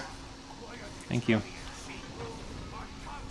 So while Pete distracts the whatever they just called that thing, we'll go get this Versa target going so we can go in here. Or Versa bolt going. There she is. Right. Just like insects. I mean, I'm the girl who loves antlions. I've never even interacted with them. No, I mean, that's fine. Like Yoshi's? Yeah, something like that. Kinda wish I'd known at the time. That store would have bought a lot of grog. But a deal's a deal. Well, at least Pete seems to be following the code somewhat now. Take you along the forgotten shipping rails. But in order to get to Darkwater's tomb, we have to... Exactly what's coming to you. I don't like the sound of that. That sounds ominous. We have to retract that bridge in order to get there. Or rather, that's our way off once we get onto it. So we just got to find a way onto it after this. Something up there, but we can't quite get up there just yet. So we'll figure out if we can find another way around later. Oh, hello there. Please no. Bye. So yeah, you got to deal with a little bit of a stalker for a little while here, while you platform around and do some puzzle solving. He doesn't stick around for too long, though. Usually just long enough to interrupt you while you're trying to do this stuff, so... actually, that's in a good spot. But it's nice. It's another little added challenge to go along with everything else. I think I'm going to need a slug here in a minute, because it's starting to get pretty dark in here. Don't want to deal with those bats.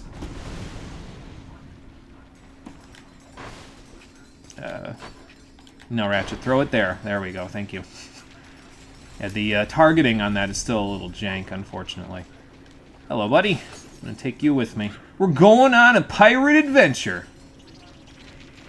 Hi there. And yeah, you can't squish these guys unlike the Drawfeds, so don't even worry about doing that. Let's see here. Ooh, this looks precarious. Yeah, very narrow platform with a bunch of bats! But, well, you can just walk real slow by just barely lightly tilting the control stick.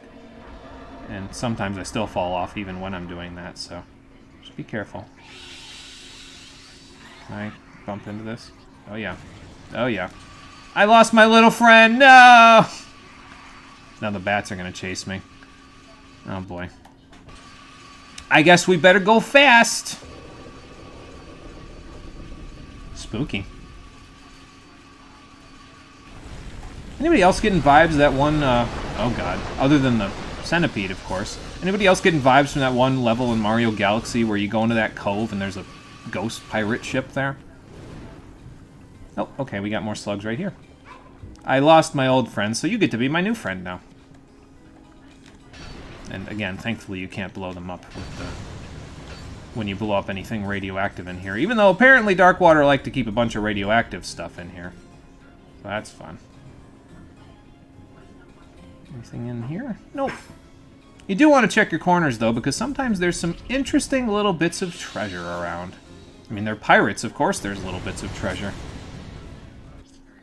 Yeah, the ghost ship. That level was fun. It was. What he should have done is that the pirate robot forgot his name, or one does one of the dance doors and 3 random pirate robots show up during it. Yeah, absolutely. That just would have made sense, so. Yeah, like I said before, David Bergeau did a pretty good job with the OST in this one. I personally think that it's very piratey, and I enjoy it, so.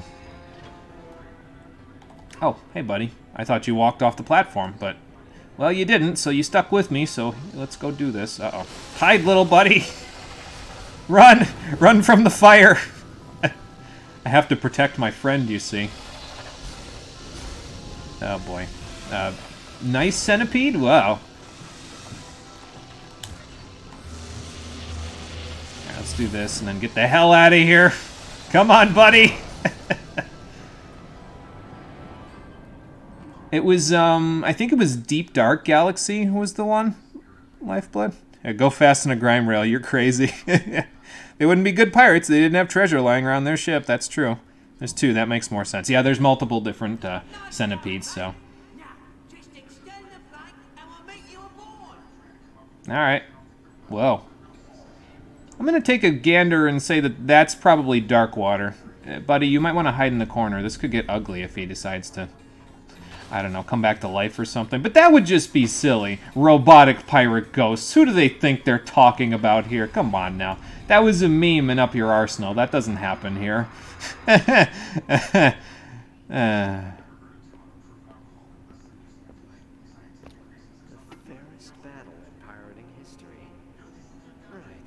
That's why he was decapitated. Whoa. I found a treasure map. Interesting. Hi there. Don't you stand right there, mate? I'll check for booby traps. Yeah, okay. Traps? Isn't that a big cliche? Not at all, mate. After all, you're the boob, and here's the trap. Oh my god! Robotic pirate ghosts. Mate, couldn't have gotten through the cabins without you. So you were evil! Oh, hi there. Wow. He didn't even take the map from me. What can I say? I'm a pirate. But here's a little something to show that there's no hard feelings. Well, at least we get some of our weapons back. This be Captain Slug, scourge of the galaxy.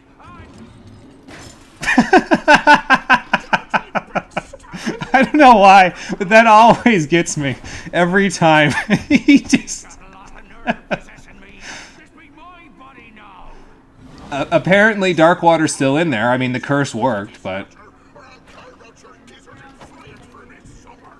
Slag still has a gizzard? Talk for a weed is a phantasm.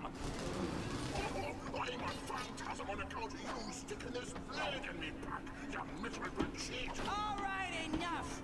I think you two could do as a good diligent. Set course for Holafar, our island. This could be bad, but at least I still have the map. And I also have the combustor. Yay? Question mark? And the fusion grenade. Yay! Exclamation point. Because that last one is the one that I care about. So yeah, you get your 2 weapons back, and you'll occasionally, over the course of the adventure, get the rest of the weapons back. But for now, this is what we've got, so we're gonna work with it. So let's do that while the robotic pirate ghosts come attack me. Yeah, the fake ghost ship with the Chemex. Yep, that's the level, yep. It's one way to hide your treasure. Yeah, just keep it inside your body. Yeah, the body knows. Like I said, I don't know why. That little bit where he just punches the shit out of himself. It always gets me. It's great. Whoa, that did a lot of experience. Holy cow. Yeah, these 2 weapons won't take long to V5, as you can plainly see. Especially when you get a whole bunch of enemies killed in a single blow like this. We're going to be fighting a couple of waves here before the Versa target actually works, so might as well take advantage of it. And get a V4 fusion grenade. Unfortunately, the Azorian Sea has claimed more than just my weapons, as you may have seen from the power just there.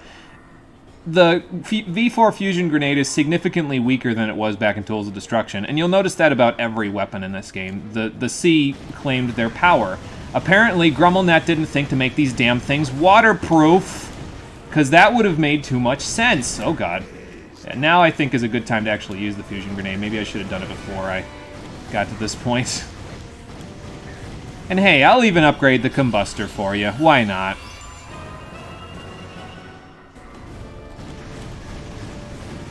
They take about 4 shots each to kill with it for now, so I think it was 5 at V3 though. But I think we're done. I think that's it for the waves, so... Oh, there's the little bit of jank. Whoops. Try it again. There we go.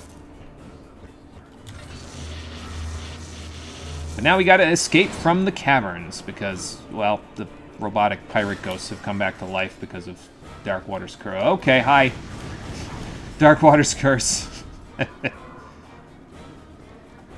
The good thing, though, about the weapon selection in this game is that it actually allows me to show you a good chunk of the weapons that we didn't get to use in Tools of Destruction. So like the combustor, the tornado launcher, the predator launcher, all things that we didn't use. And unfortunately, the plasma beasts and the razor, what are they called? Not the buzz blades, but the razor claws, whatever those melee weapons are called. We don't get them, unfortunately, so those are going to go the way of the dodo. We don't get to use them, unfortunately, so... Yeah, robotic ghost ectoplasm. Okay. Like how Pete just goes brave boy and says shut up and work together. Yeah. It's almost like his character is completely different than it was in the past game. Uh-oh. Talwyn, find some cover because the pirates are out for blood. If they could be out for blood. Okay. Hi. No, this is fusion grenade. Yeah. I just looked at the group and I was like, nope. Fusion grenade. Let's see if we can get the hell out of here now that we have all this. Oh, hey, buddy. You stuck around. Thanks. You might want to hide from the robotic pirate ghosts, though, because they're not very friendly. But I'll take you with me, because you might come in handy somewhere around here. Apparently the centipedes are still around here somewhere. I don't know the official term, unfortunately. They said it, but it wasn't in a subtitle, so I couldn't tell you exactly. Alright, now I can turn the music down on my speakers in the background so they don't go, hello! Pythor, that's what it is. Just hang out, buddy! I'll keep you safe! Actually, I should probably hide him somewhere, like maybe over here, so he doesn't get in the way while I'm doing this. Come back out and fight me like a man centipede. Apparently not. Okay. Do I need any other ammo? I could use a little combustor ammo. They took the Versa-Bolt out over here. Not that you need it, but, you know, it's there. But now we can blow this up with the fusion grenade. So now we don't have to worry about not getting out of here. I wonder if he's going to be behind me. Maybe not. Well, we do have that, though. Hang out, buddy. Might as well combust that guy, because he's just by his lonesome. Oh, where'd my buddy go? He must have went back to his home. Fair enough. Saying that like I didn't just accidentally blow him up. I didn't, but, you know. And there are some lava rocks here, even though you have the fusion grenade now, so that's fun. Although we kind of need the fusion grenade in just a second once we take care of those guys. But first, let's go see if we can get Talwyn the hell out of here. Talwyn, where'd you go? It'd be kind of hard to break you out of the cave if you go. Okay, hi.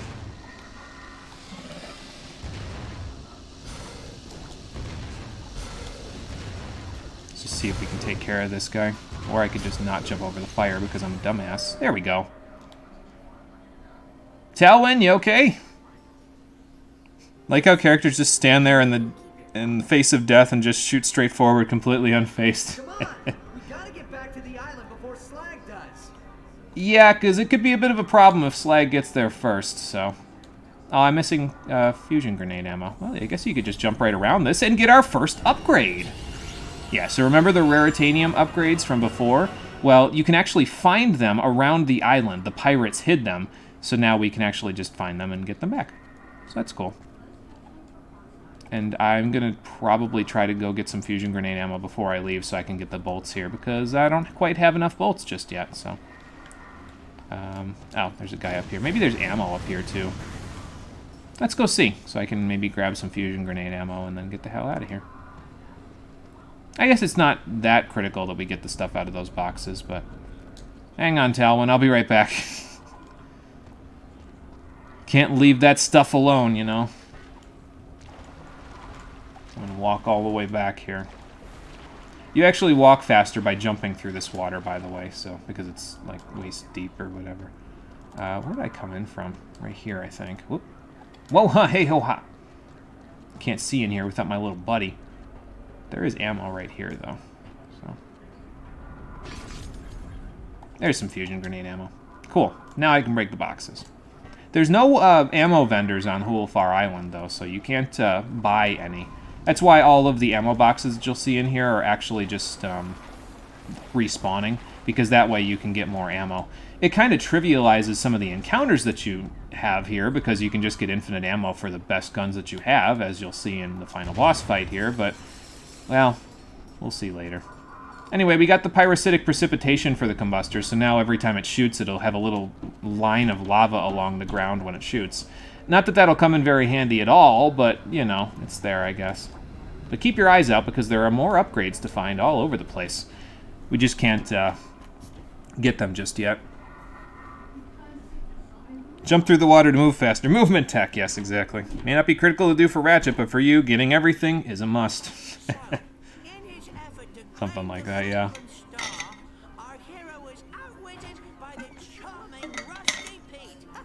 Hey, Sea Monster, can you help me kill Rusty Pete so he can stop being a mutinying little bitch?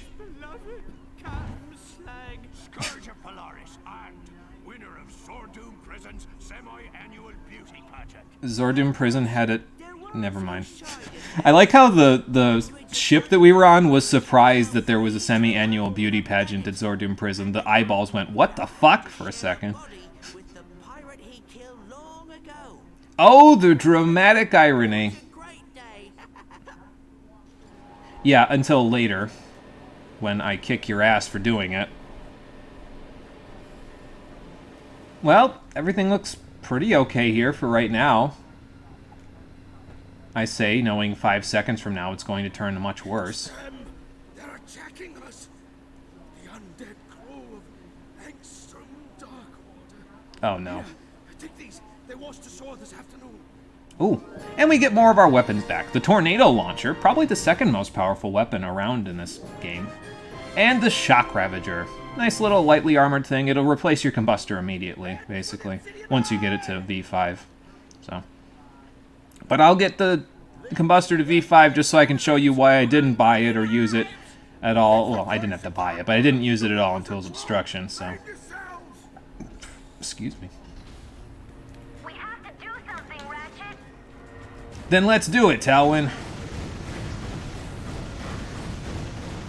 Yeah, so now they take 5 to 6 bullets to kill with the combustor. So as you can see, that's why I want to kind of get this done as quickly as possible, because it's going to quickly lose its luster when it comes to how good, bad, or in between it is. So.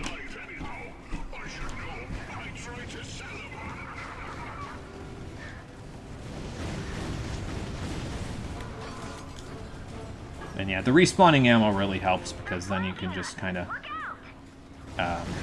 walk backwards and grab a little bit more if you need it. So, oops. There we go.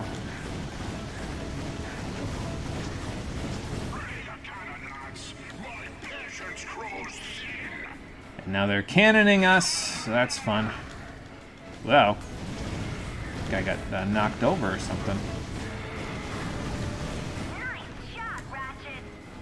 Don't need patronizing right now, Talwyn. I need these pirates to be re-dead. Gotta be almost done with this thing now. Maybe one more. Oh. Ow. Intercepted that with my face. There we go. And for upgrading it to V5, we get the Magma Combustor. So like I said, it shoots in a spread, like this. Unfortunately, none of the bullets do more damage than just the single bullet, so yeah. Not really something that I approve of. Instead, let's approve of the tornado launcher and use it to sweep them the hell off the island. That seems like a good idea. The only trouble is that you have to avoid the cannon fire and everything else while also using the 6-axis, which is a little bit of a problem, but whatever, it's fine. Let's quickly replace that with the shock ravager. We don't have the little upgrade for the shock ravager at the moment because, well, we didn't find it yet, so it doesn't propagate as well as it did before. Your toast is ready, sir. ES stands for. Darkwater ship is useless without the turrets. Take them out of the defensive station and she'll retreat. There we go. Let's just wait for them to do that. Another tech that you can do right here. So the cannons will open and close, and they'll also shoot things at you. If you stand behind the cannon, they'll never hit you. And also the cannons will open back up if you keep closing off and opening back up on the turret. So you can quickly shoot these things and kill them before they become a problem. But yeah, as you can see, never hits you if you're just off a turret. Oops. Pressing triangle too fast for this thing, evidently. Way to go, stranger. That there flying thingamabob don't stand a chance. Wait for it. And there we go.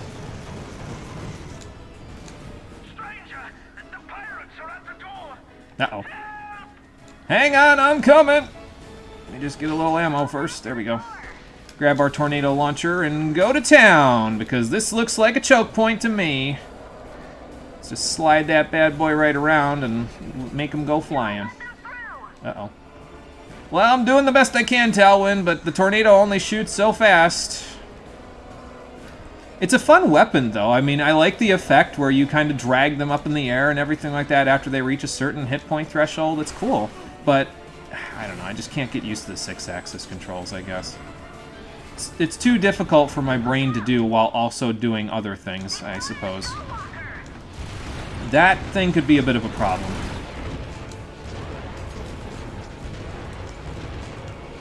Let's get a whole bunch of damage off on it, and now let's toss a tornado at it. There we go. Easy as that. Let's bring this with me. Get my bolts. I'll grab a little more ammo. We could use a little fusion grenade. That didn't go anywhere. There we go. Now you'll notice that they have a new enemy, that cannon head over here. He'll start shooting small enemies out of his forehead, and they will slowly move over towards you like this. But they give good experience to the Shock Ravager, so I'll take it. If he shoots a few of them off, I'm okay with it. Let's grab a few of these. Talwyn, please don't shoot me. I don't think friendly fire's on, but, you know. Ooh, shielded guys. Perfect for the Shock Ravager. It's the only weapon in this one, in Quest for Booty, that actually allows you to get around a shield, so use it to your heart's content. Just like that. Oop, hang on, I gotta scratch my eye. Now that you think about it, character. I'm gonna jump, developer. Do a flip, yeah, pretty much. Cannons are not that accurate. Space cannons might be, maybe, but I doubt it. The tornado only shoots so fast. What? Tornadoes move, in fact, very fast. They do, but I have to get it on the ground first before it'll move fast, so... you know. Back, Simba, back! They make an I'm a Little Teapot reference, and now I'm referencing the Lion King. Fantastic. Now I'm gonna get sued from 2 directions! How many of these do I have? 5. Okay. Yeah, I can stunlock them. That's pretty good. Working on it, Talwyn, working on it. Trying to steer a 6-axis control while also avoiding bullets. It's not easy. Who thought this was a good idea? Ow. There we go. Okay, well, we're almost though. Oh my god. That's a lot of dudes. Hold on. Fusion grenade. Not quite dead yet, sir. There we go. And, where did my head go? Well, it seems like it's propagating okay now. Alright, Conker, take it easy. We'll see you on the next one. Probably be on a crack in time when you get back the next time, so. Talwyn, I'll go take care of that in a sec. Let me just get some more ammo for my electric dildo. There we go. So we're V5 here. We're V4 here. We're still V3 on both of these. But they're getting there. Oh, this is almost V4. Nice. I will take it. Ow. I better be careful. I'm going to die here. I forget what the checkpoint is for this section, but... well, it's probably not a good one. So, let's see what we can do.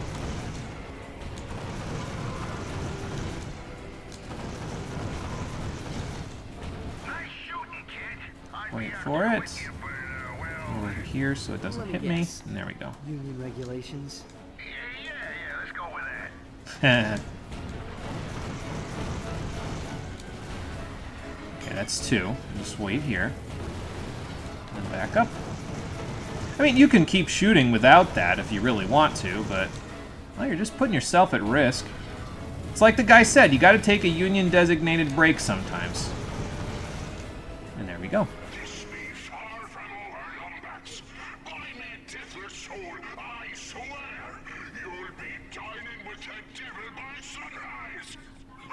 Sure, I will.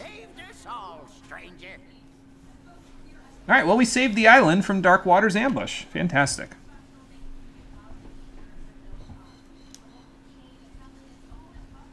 Why is this game even happening? It's a good question. Do you have any idea where he went?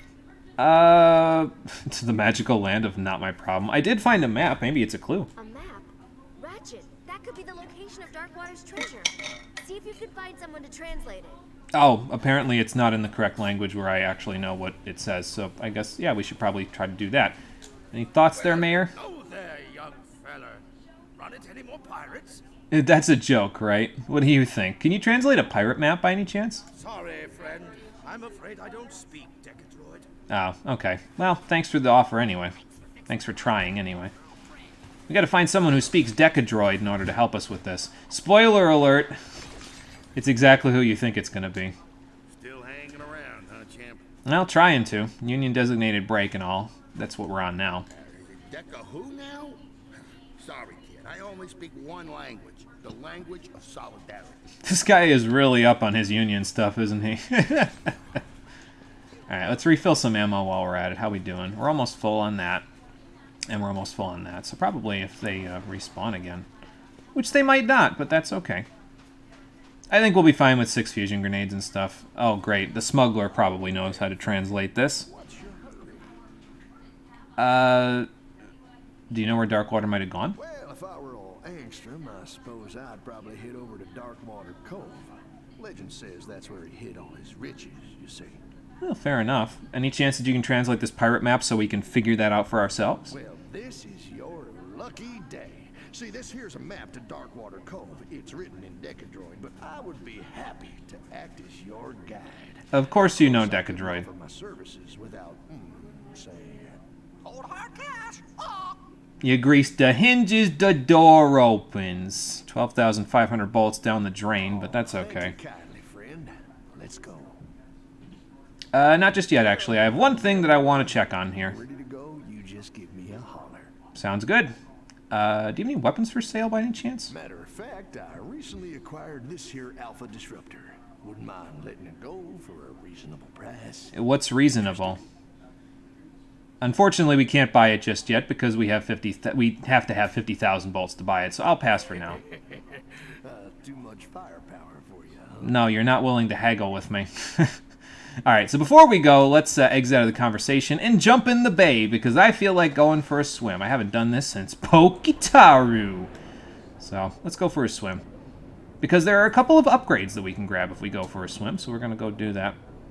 By the way, don't press R1 while you're in this section or you might actually break your immersion.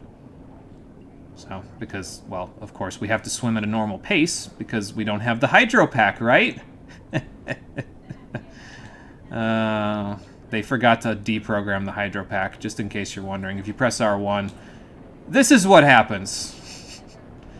You swim as if you had the hydro pack on your back the whole time.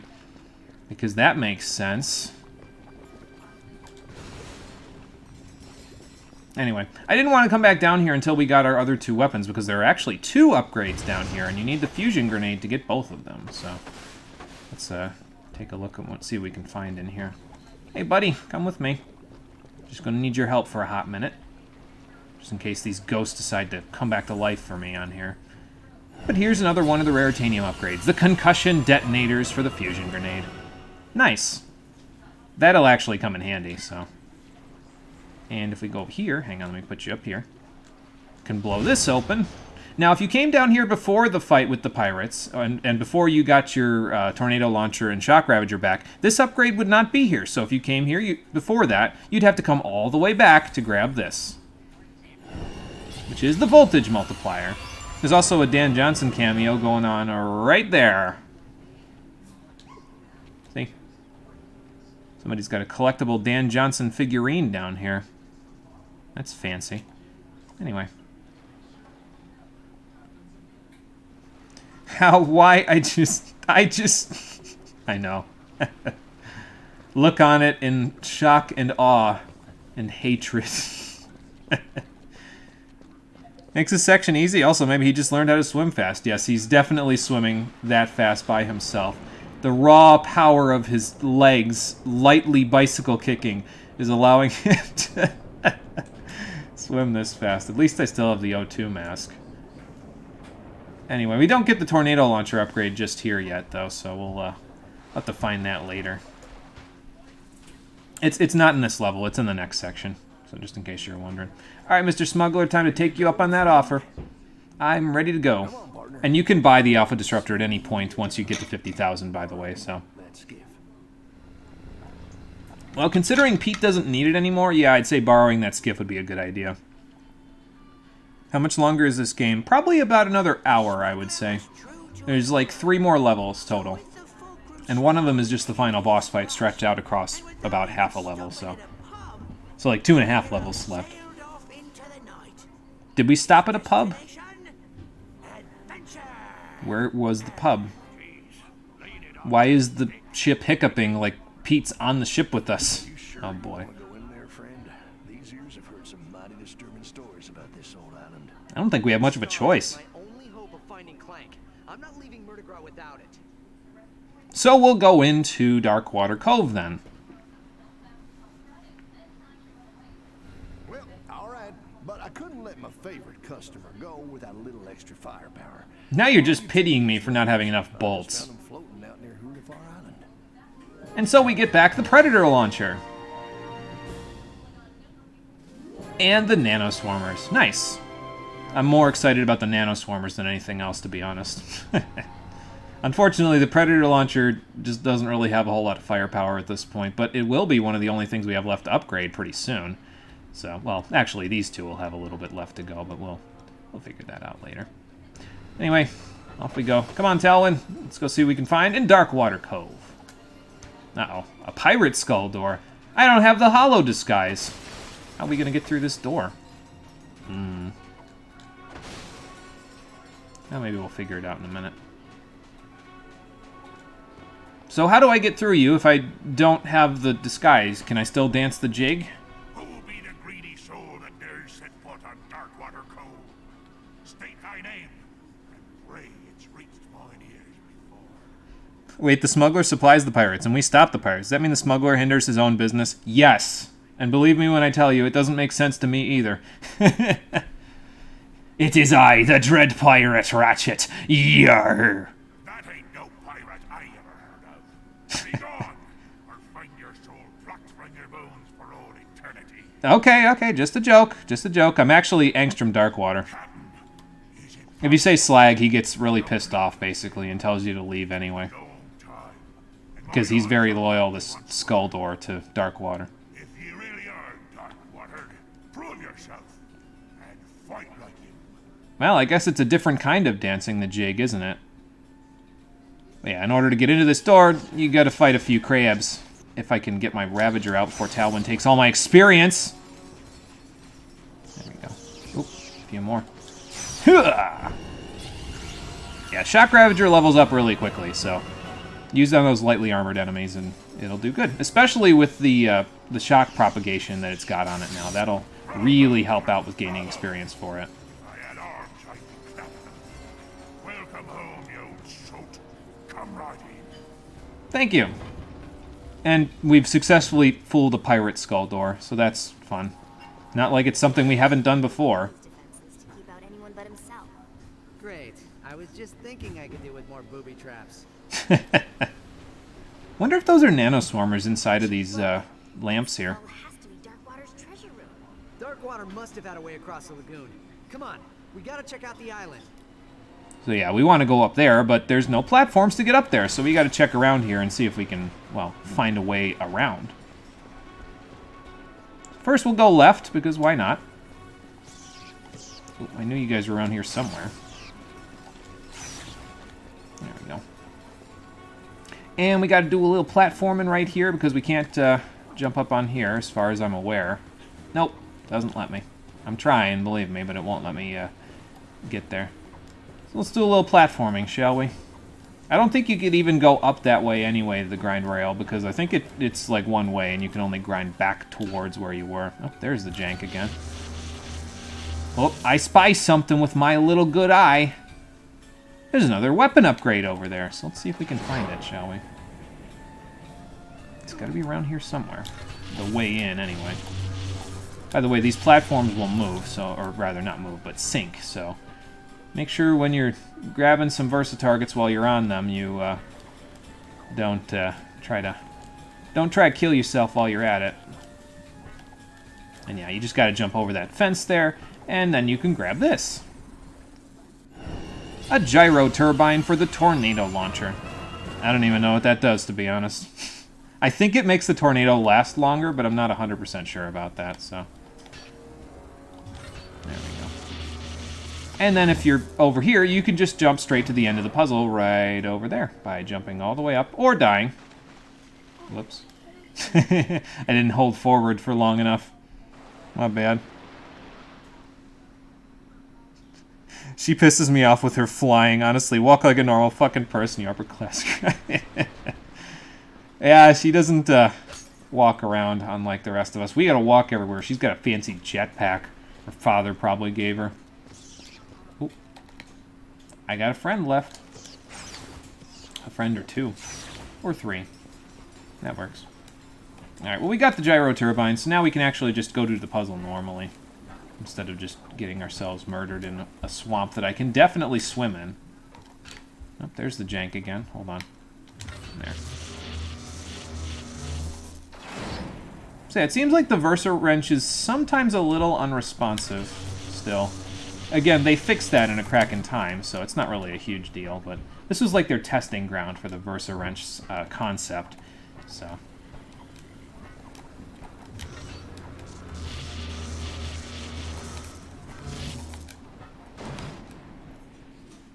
Alright, what do we have here?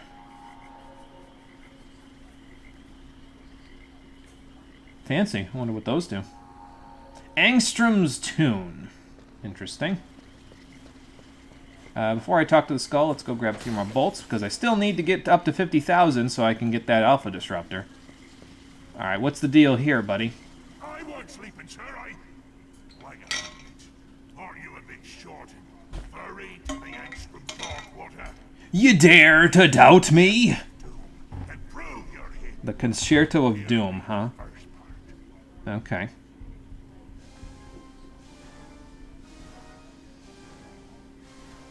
Looks like this meteor pad has enough energy to spring you over the keys. Yeah, so he's got a fancy piano here, Angstrom Darkwater does. And you got to do a little bit of a puzzle solving here, although it's nothing more than Simon, basically, but... Just jump from platform to platform, play the tune, and there you go. Well done. I like these little puzzles here in Darkwater Cove, to be honest. Gives me a warm, nostalgic feeling.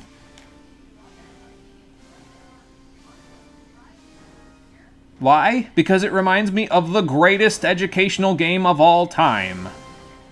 We haven't played that for the stream just yet, but we will one day, when I figure out how to record the damn thing. It's an old computer game, so it's tough to record. Yeah, classic toxic swamp, no swimming. Why even is it toxic?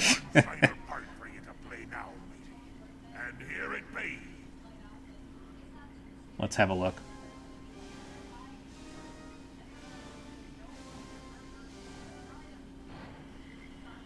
Okay. It was 143214, right? I think that's what I saw. It'll just kick you off if you do it wrong, though, so... It is you, Captain. No one... At least the jank hasn't been when you couldn't afford to screw up. That is true. It's only happened when it's like, okay, whatever. Pass and be merry. But yeah, the puzzles here remind me of a classical education game from my childhood, because there were a few puzzles in that game that were very similar, so... And again, you can tell David Bergeaud had some fun with these sections because, well, you got the whole entire... basically, you did a little bit of a music minigame, and then he had that little tune there, that little requiem that Darkwater composed. Again, I think David Bergeaud was a pretty big fan of the Pirates of the Caribbean movies because the songs that he pens for these sections are very piratey, so... Unfortunately, we don't have quite enough steps yet, or rather we do if we could get up there somehow, but we need to get a few more steps in order to get to the heart of the cove. So now we got to deal with disappearing platforms like we're playing a Mega Man game. Can I... Yes, I can. Good. So can I skip a platform here, or am I going to die to the toxic swamp again? That would have been okay if I did die to the toxic swamp, but, you know. We get good checkpoints in here. Come with me, buddy. Oh, I see. Okay. Stay here while I do this. Whoop. Whoa-ha, hey-ho-ha. Why don't you go right about... Keep going. There. You stay there, buddy. I'll move this thing with you on it. Don't be spooked. It's fine. I got you. Alright, come with me. And I think I have enough clearance. Yeah. There we go. You could throw him over there if you really wanted to, but why would you do that? Just get those guys out of there, and then get my shock ravager out. And there we go. Get out of here. Don't you spook my buddy!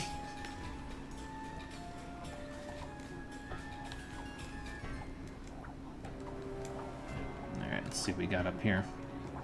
Nope, guess this is where we part ways, buddy. Go back to your family.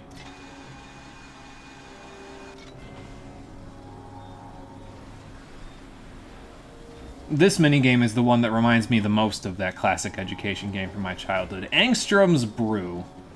It's pretty much exactly what it sounds like, but let's go find out in a second once I look for some more bolts. So, what kind of brews do you make here, bartender? Hey! This facility is reserved for Captain Angstrom Jerkwater. Darkwater. Watch who you're talking to here, man. Okay, how do I fix you a drink? It's simple. I give you the ingredients in an unnecessarily cryptic and bizarre fashion. You step on the dispenser switches in the proper order. Got it? Fair enough. Let's see what you got. A bit of the bubbly, a chill to the bone. Top it with a twister, and send a happy pirate home. Okay, so there are 4 dispensers and they all have different ingredients in them. You'll notice that this one is incredibly cold, that one's bubbly, this one swirls like a cyclone, and this just looks like lava. That cannot be fun to ingest. So his clue is a bit of the bubbly, a chill to the bone, top it with a twister, and send a happy pirate home. So that's the order.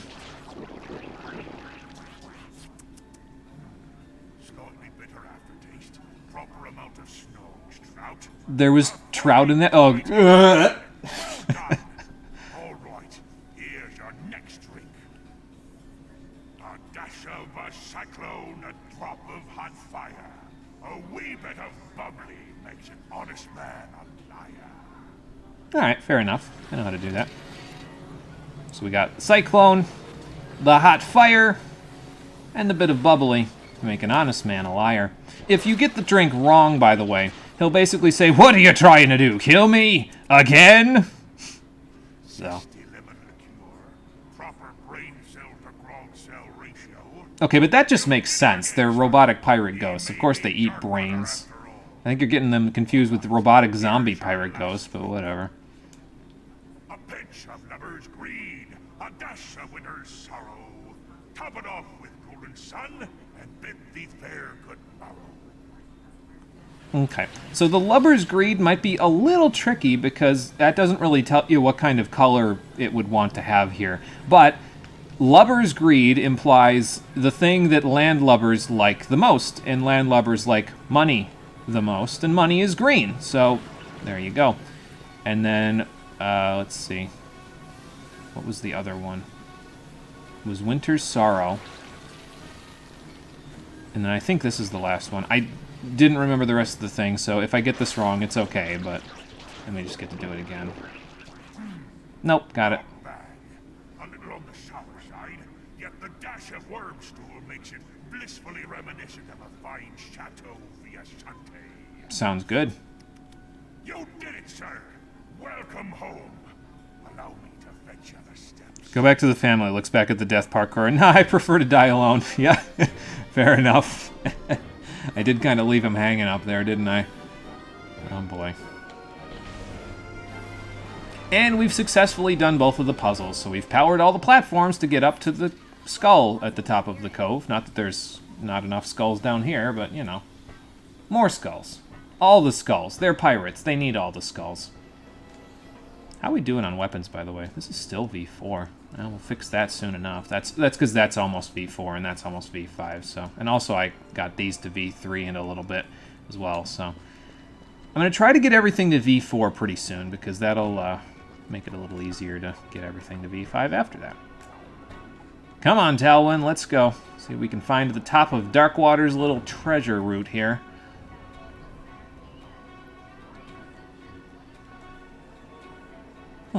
Well, it looks like the door is powered at the top, but something's keeping it closed. Probably Angstrom's shadow.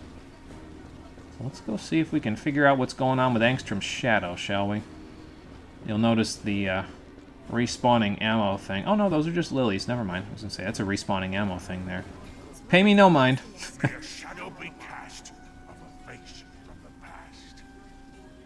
Okay, so there's a shadow on the wall from this little light here, or rather, the lights that they have there. I don't know where the light's projecting from exactly, but you need to cover the skull on the wall with the proper helmety stuff, and you do that by using your Versa wrench. So pull these around.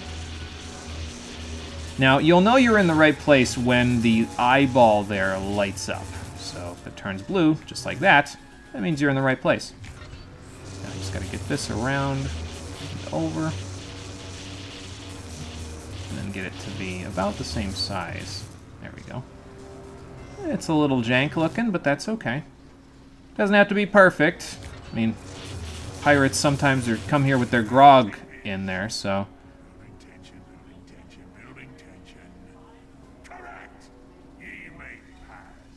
Perfect. We've opened the door. Or not. Unnecessarily cryptic, I love that. Yeah, pretty much. Apparently these pirates want to fight. So let's give them a fight, Talwyn. Alright, where are you guys going to spawn at? Where are we dropping? There you go. Have some swarmers, friend. They're my favorite bees in the galaxy. Yeah, tornado launcher disc. That'll come in handy for when they throw the big stuff at me. They'll start with just a few enemies, and obviously they'll go up and up and up from there, but, you know. Talwyn, you don't have to run directly on top of him to shoot him. You have a pistol. Shoot from range. So we'll just let the nanoswarmers do a little work while I run in circles to make sure that they can actually do their work. So, although I might want to get a fusion grenade out, especially now. Ow. Let's get them all in a nice little group, and there you go. Oop, hang on, they're not dead yet. There we go.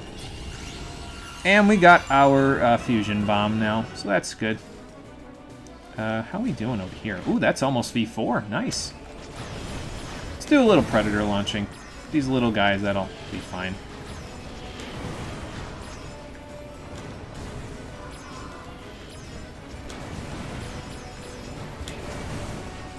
For now, they can shoot up to 3 missiles at a time, by the way, so...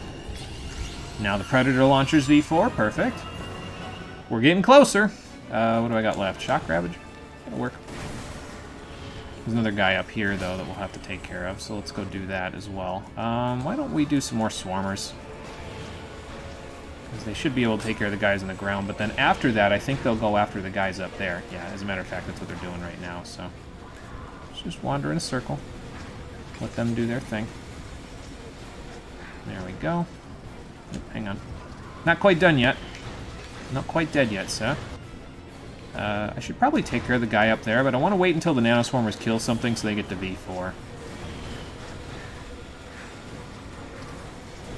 No, not quite yet. Maybe in a second once they kill a lot of these little guys. Maybe I'm not getting any experience for them anymore because they're, like, infinitely respawning. I don't know. I guess I could find out. Let's just get rid of them all first. Get rid of this guy as we go. You can still whip in the air as long as you're aiming in the direction that you want to whip, so that works pretty good. I think there's another cannon guy over there on the other side, but we'll get him in a second. Uh-oh. Big guy. Nano swarmers. Seems like a good idea. Get a little ammo while I'm at it. Let them do a little work. Once they explode, we'll take out the tornado launcher. Wow. Like, once the turret explodes, that is. Like that. Alright, so now just hold that in place. And hang out back here and let the tornado do its work. Might need a couple of them, though, because the swarmers did a good chunk, but they probably didn't do enough. Yeah, there's the gyro turbine coming in handy for us. It's lets the tornado launch for longer, so... Ow. Alright, you go there. There we go. And that's a V4 tornado launcher. Perfect. Bring that back to me, will you? And that's it. So that takes care of Darkwater's Cove. Let's collect up a little ammo before we go, though, if we can. Actually, I think they shoot you right into the cutscene here, so never mind. Look at all this treasure. But that's the only one we care about. Oh, boy. Come on, you could have seen this coming. Yeah, sometimes it marks a trap. Talwyn just keeps getting kidnapped in this one, or imprisoned.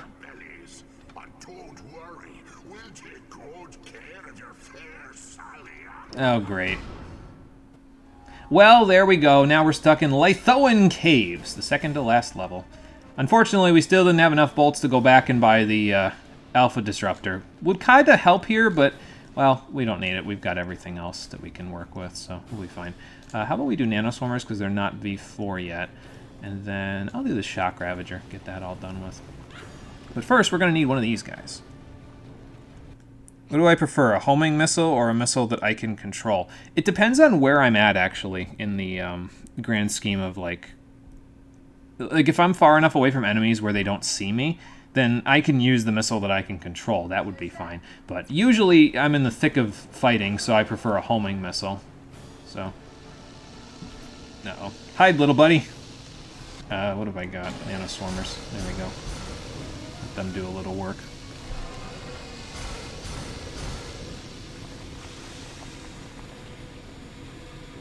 Keep your eyes out, bees. He'll be back. Well, watch out, little buddy. Are they gone? Yes, they're gone. Okay. Wait for him to come back, and then I'll toss it in a centralized location. Like right here. Wow. He must be getting low on health. He's doing 4 now. And there we go. V4 Nanoswarmers. Perfect. Nice work, little guys. And just like that, now I've got enough to get the Alpha Disruptor. Fantastic. Could have used that a little bit before this. Before you go to the right, which is where you need to go, you should go over here and grab another upgrade. The 0 Kelvin laser diode for the Nanoswarmers. So now it'll freeze enemies when it targets them. So that's pretty good. Definitely something that it's pretty solid for the weapon. And obviously it helped the weapon significantly when we used it in Tools of Destruction, so probably a good idea to have it now. Just check my ammo here, buddy.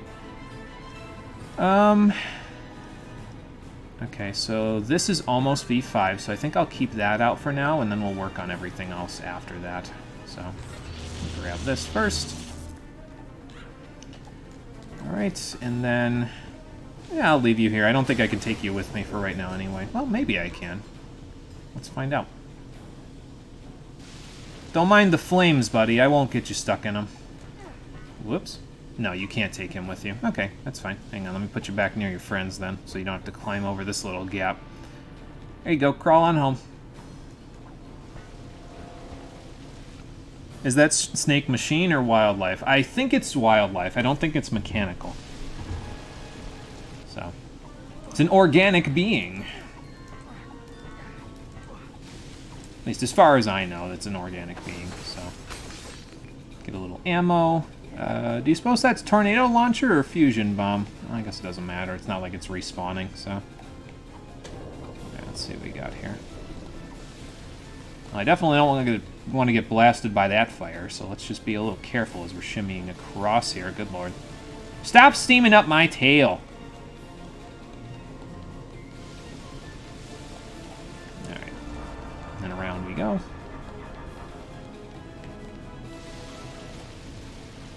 I guess I'll just hang out here and we'll go down below. I probably could have gone below this before, but oh well. Just wait it out for a second and off we go. Alright, so Shock Ravager and then... yeah, I'll do Tornado Launcher actually. That'll probably come in handy once I get rid of these little guys. So there we go. If there's any big guys, that is. It looks like you can go over here, but you can't. There's another invisible plot wall blocking us. And here I thought this game was going to kind of do away with those. I don't even think they do away with those in a crack in time, to be honest, though, so I suppose it's not really anything we can do about it. Okay, so we need to get this guy across because I can even see the bats from here, so hang on, little buddy. You're going for a bit of a ride. There you go.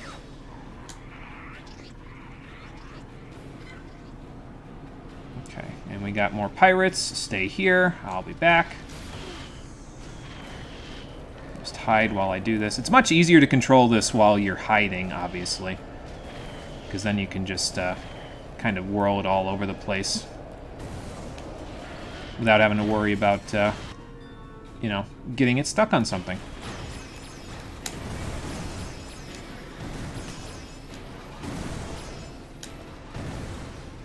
go. Using our weapons in conjunction a little bit. That's not too bad. That'll work. Got some Shock Ravager as well. Also will work. This is almost V5. You kind of want to get the tornado launcher to V5 before you leave these caves, because there's this weird thing that happens in the final level. We'll be going back on a pirate ship. I don't think that's a spoiler. But we'll be going back on a pirate ship for the final level. And sometimes the tornado launcher doesn't work on some of the ships. It just passes right directly through the ground for some reason. I have no idea why, but it's not really good. So... I should probably go get my little buddy before the bats decide to kill me. Let's see. Yeah, that's where we're going, is all the way up there, so we'll go from there. We'll figure it out. I think the bats left, actually, now that I think about it. I think I just heard them going. So. A tornado launcher, that's a good thing. That's not a platform. This looks like a platform, so off we go. Uh-oh. More Pythors! Stay here, buddy. Oh, God. Oh, God. Okay, I almost just jumped right into one of those. Nanoswarmers a go-go? Now I can focus on dodging while the nanoswarmers take care of them. As you can see, the 0 Kelvin laser diode is not working while the guy's at significantly higher health. But once he gets low enough on health, it will freeze him, just like that. Now, it might not kill him, but... well, that's fine. It'll kill him after. So it was one bug away. Come on now. Oh, well. No, we're at V4.5 now. That's not too bad. What do I want to use next? Probably the Shock Ravager just to get it to V5. Stay here, buddy. I gotta fix this platform. The most unrealistic thing in video games is the godlike climbing capabilities of the protagonist. Like, I'm just casually doing hardcore and lethal climbing shit without breaking a sweat. Yeah. The platforming and climbing is always a crazy thing with these video game protagonists here. This looks like a tornado launcher section. Let me just do this. Now you're coming with me, friend. We're going for a ride. There. Nice. I'll let them go. If you need another grub, you can go over and grab one over there. I think they're called Helio grubs, I want to say. That's their official name. But well, if we look at the map, we can see that there's a precarious platforming section for us to do right here. So, hang on, buddy. Let me put you down real quick so I can check my weapon experience here. Okay, this is almost V5. This is almost V5. I just got Nanoswarmers ammo from somewhere. That's V4, we'll work on that. That's V4, we'll work on that with the Pythors. So this and this will be our next V5, so let's keep them handy. And we'll gently walk across this section just like before. And hope that we don't run into too many pirates on this narrow platform. What is this, Anor Londo? Probably not. Anor Londo didn't exist yet at this point in time. This game came out in 2008, I want to say. And Orlando was but a glimmer in Hideo Miyazaki's eye at that point in time. I always get the two Miyazakis confused, to be honest, between Hideo and Hidetaka. I don't remember which one is the Studio Ghibli one and which one is the Dark Souls creator. You'd think there'd be an upgrade or something over here, but there's not. It's just a bunch of bolts in case you did not grab enough to get the Alpha Disruptor at this point. Incidentally, I can probably stop collecting bolts now because I have more than enough for the Alpha Disruptor, but hey, I've already shown that I'm willing to begrudge a pirate his booty, so I might as well.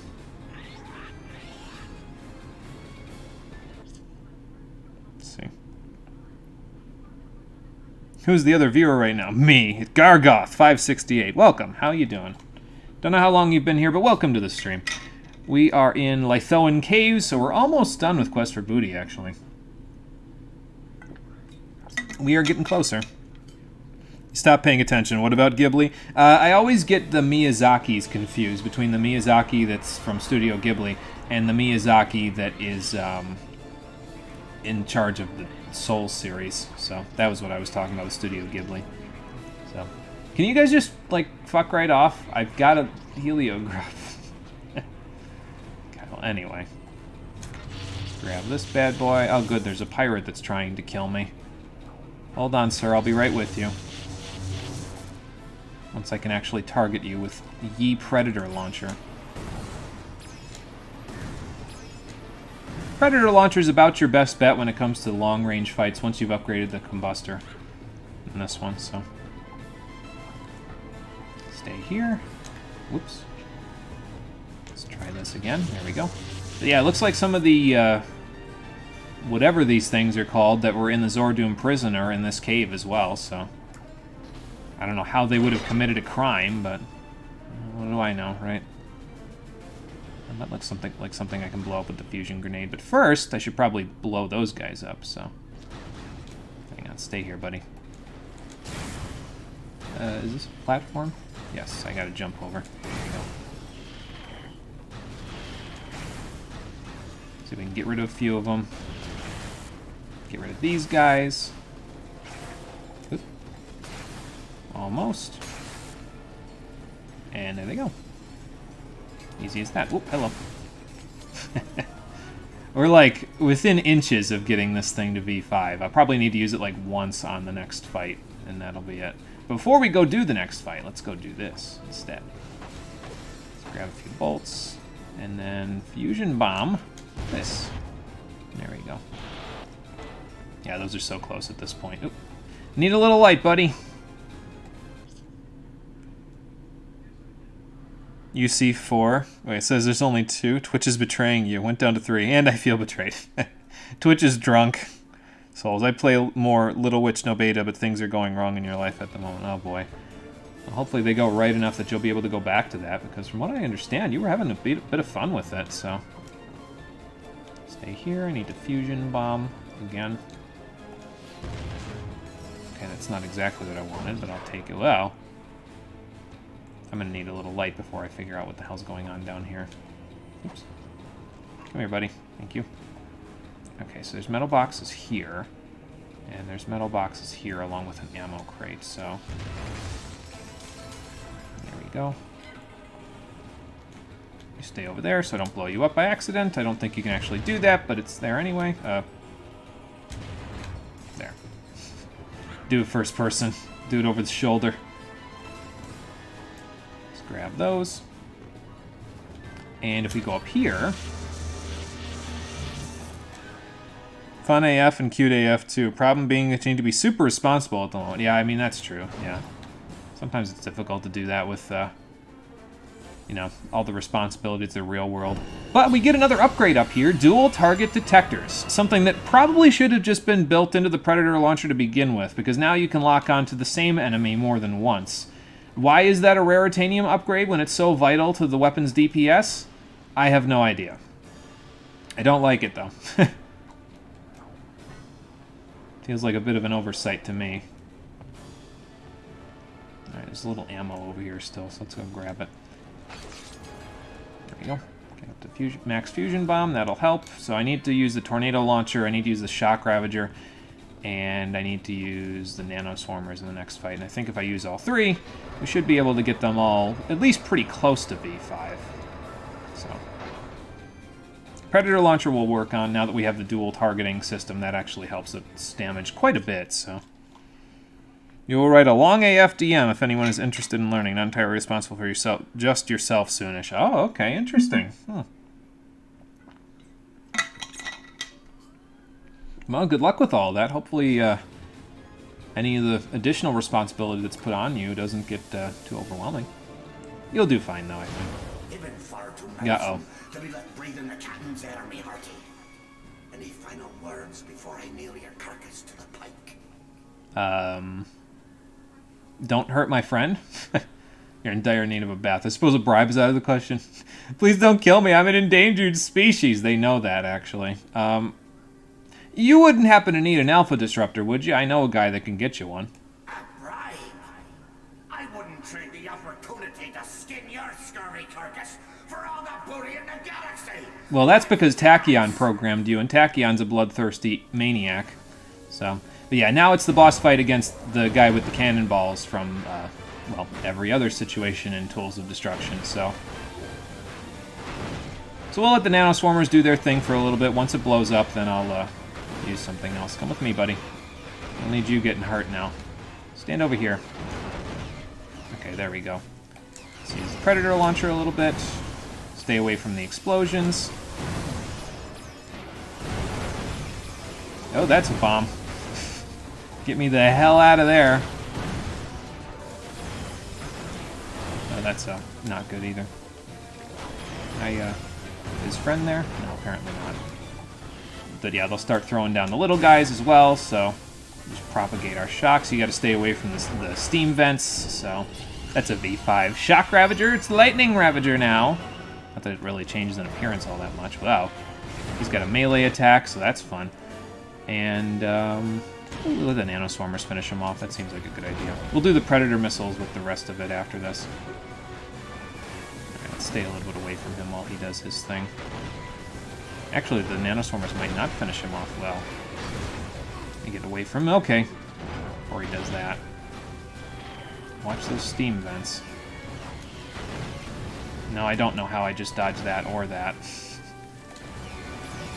I'm gonna need a little help here, Predator Launcher.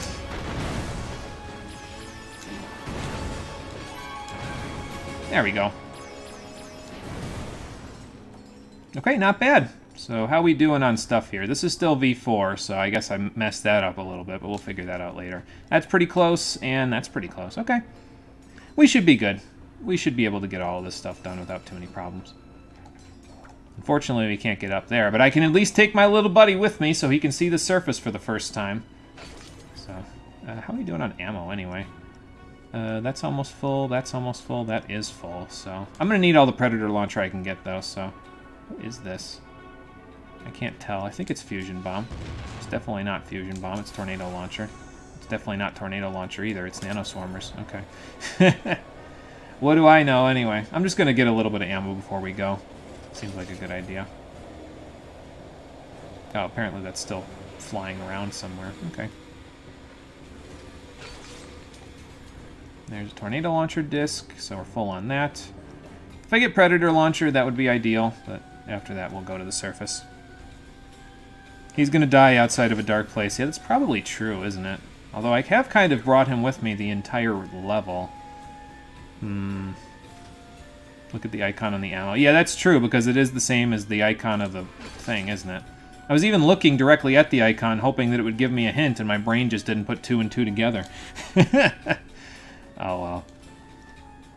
Alright, so it's those guys, and we're good on ammo. I'm going to keep the Tornado Launcher out, because it'll probably come in handy for us. So, I hate to say crawl back to your home, but...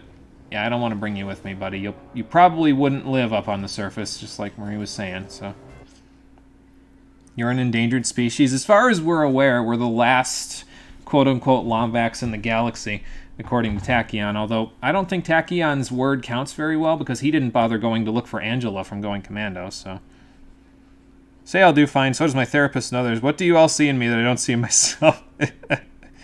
I'm sure you'll find out. The responsibility changes people, though. Like well, I don't want to say changes people, but it brings out the best in people. So, especially when you're taking care of another person. So, no other Lombax are in this dimension at the moment.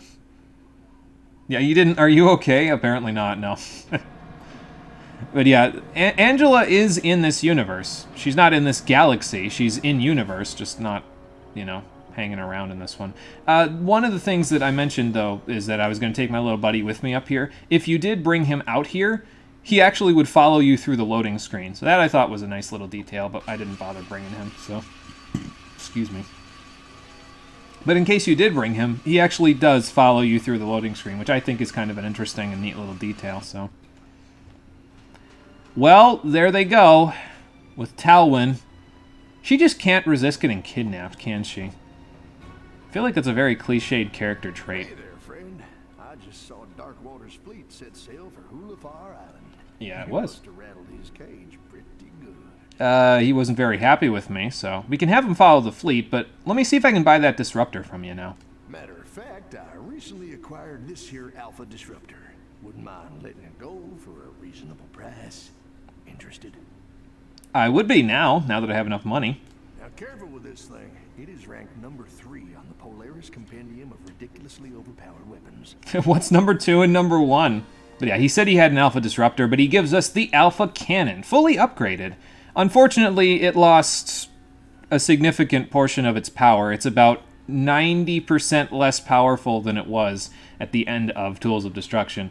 It'll still be enough to do a significant chunk of damage to the final boss, but, well, we'll get to that in a second. First, follow that fleet. Because if you follow that fleet, it'll take us to the final level. It's okay, the Future Series retcons Angela's existence. No, it's not over 10k damage anymore. What the hell is Orient Sea? I could have one-shotted the final boss. Our hero had one final chance to recover the star, but the courageous Captain Slag had... Okay, if you stop messing with my ship, Sea Monster, maybe I'll let you make an appearance later. Or maybe one of your cousins. How about that? Which of course multiplies the drama by, like... Stop waving your fist at me. Is it a deal or not? Or are you just waving goodbye? There's grounds for a plank walking. Oh boy. And now, the Yeah, you can tell this was meant to be a short one, yep. saga. Events do not occur in real time. Are you required by law to say that, Pete? Like, what the hell? Anyway, we're back on the Azorian Sea now, and we're catching up to Dark Water's fleet. Let's see if we can upgrade the rest of our weapons to V5, which shouldn't take too long. And then we'll put Slag/Dark Water in their place. Thank you kindly. Now be For careful once. there, partner. Them pirates ain't known for fighting fair, if you know what I mean. Yeah, but neither are you, so I think I'll be fine. He did just give a time frame disclaimer, yes. I don't know why. Pete's weird. I was just about to gut your dear Sally like a Marquesian trout. You touch her, and it's Plasma City. Last chance, Slag.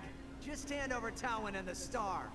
Tis a fool who thinks he can reason with a man whose head he once took. He might be wanting to return the favor. Ready the locker, Davy. Slag's got one more for ya. Well, you're correct, but it's not who you think it's gonna be. So now we gotta fight Slag/Darkwater for the last time. Probably Nanoswarmers would be a good idea to start with. You have the Alpha Cannon, so you could just blast the shit out of him there, but let's let our other weapons get some experience first before we go doing that, so... He'll shoot his revolver at you, and he'll try to melee you. The revolver leaves a puddle, so don't walk over it, obviously. We're dining on Lombax tonight. Oh, How about you don't do that? But his attacks are pretty easy to avoid, at least for now. Unless you're a dumbass like me, in which case you'll walk directly into the puddle that his revolver leaves behind. I think running in a figure 8 works pretty good against him, though. So, how about we Predator Launcher? Yeah, see how it can lock onto the same target multiple times now? Yeah. Okay. And after a certain point, he'll run away, because he's a little bitch. But that's okay. We'll figure it out. Alright, Nanoswarmers, do your thing. I'll let myself run around until these things get to V5. Yeah, they'll freeze them, they'll blow them up, we'll get some experience. And we also get this glowing Pirate Ghost Head. That's an item, kind of like the Helio Grubs, that we can use for... Well, there's no real puzzle solving here, but we can use it to open up a door. So we're going to do that in a minute once we finish out this little section. There we go. Do I need any ammo? Yeah, David Bergeau went a little crazy with the pirate themes now here. It's pretty good though, I like it. That is, let's see.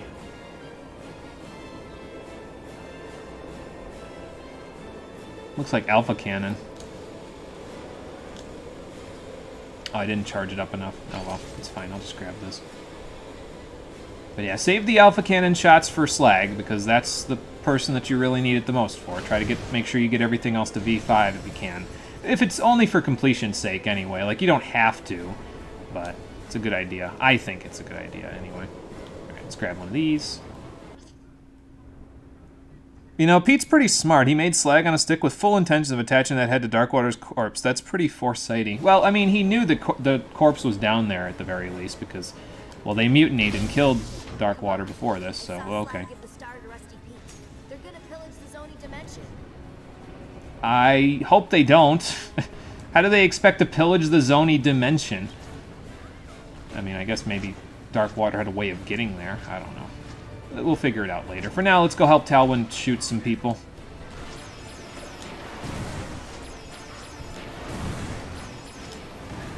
There we go. See, this is almost V5 now. We're getting there.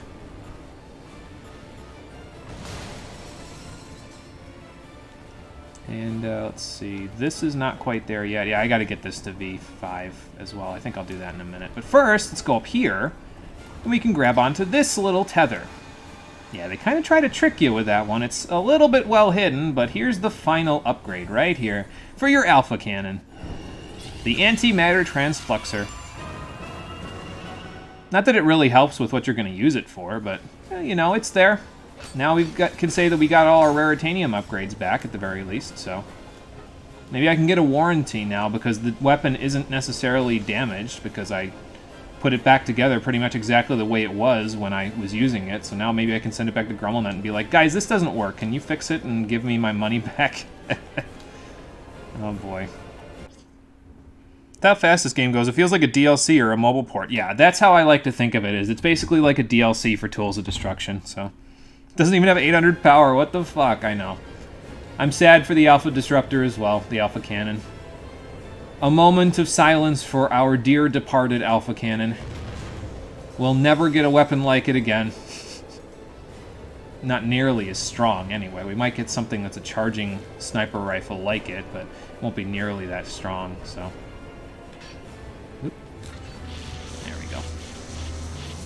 Alright, let's see where this sends me. We'll see if we can tornado launcher a few people while we're at it. Talwyn's just hanging out. You know, there's a spot of irony in all this. Went from free to 50k and it got nerfed to less than a tenth of what it used to be. Yeah, I know. After all, it ain't your fulcrum star. It's mine. Oh boy. Yeah, he'll play the little theme for you here too, so that's kind of cool. Unfortunately, we can't really do a whole lot against Darkwater's Colossus form at the moment, so we'll just jump around for now. We gotta find some way to get around his ectoplasmic shield. Yes, that is an actual thing, that's why his health bar is green, but we'll figure it out later. Alright, so let me see if I can do this while I'm avoiding his things there. Ooh, okay, go back, go back, go back. Pull him up in the vortex, there we go. See if we can grab anybody else.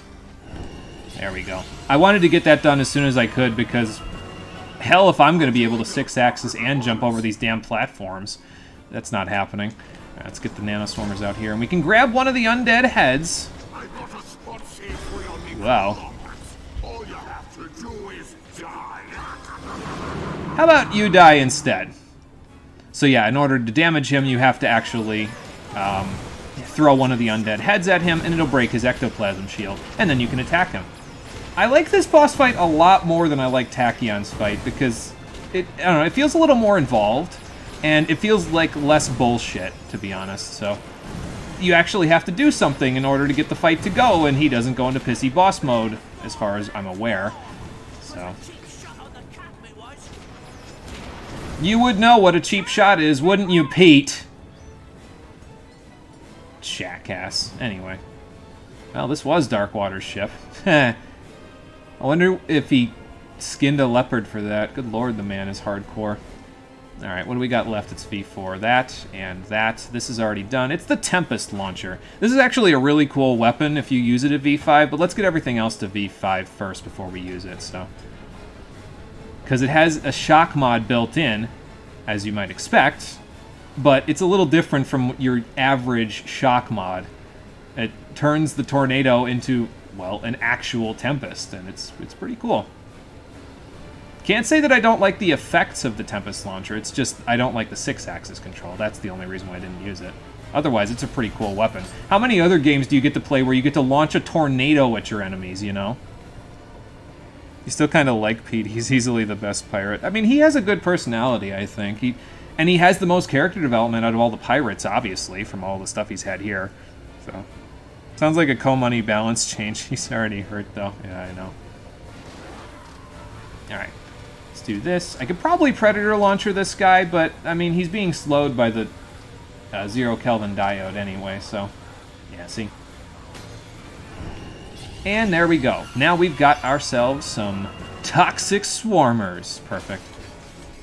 But yeah, you don't get the Gadgetron help desk thing anymore because, well, you probably didn't bring your little help desk gadget with you when you're going to try to do this because, I mean, we didn't expect this kind of resistance, so.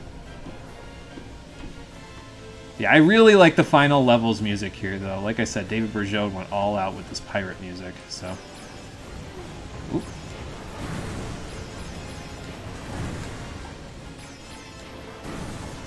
And there we go, our final upgrade, the Raptor Launcher. Now it can lock onto 4 enemies instead of just 3. It doesn't really do a whole lot else, though.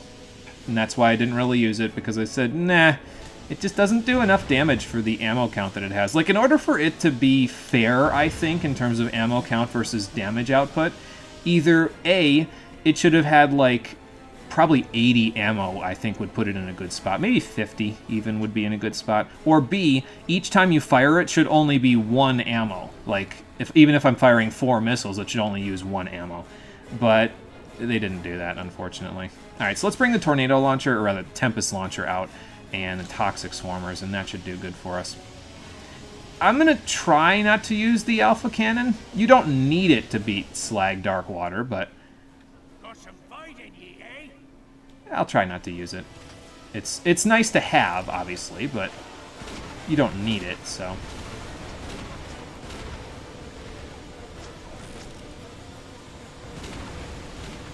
Just gonna run around in a circle and hope the camera works with me.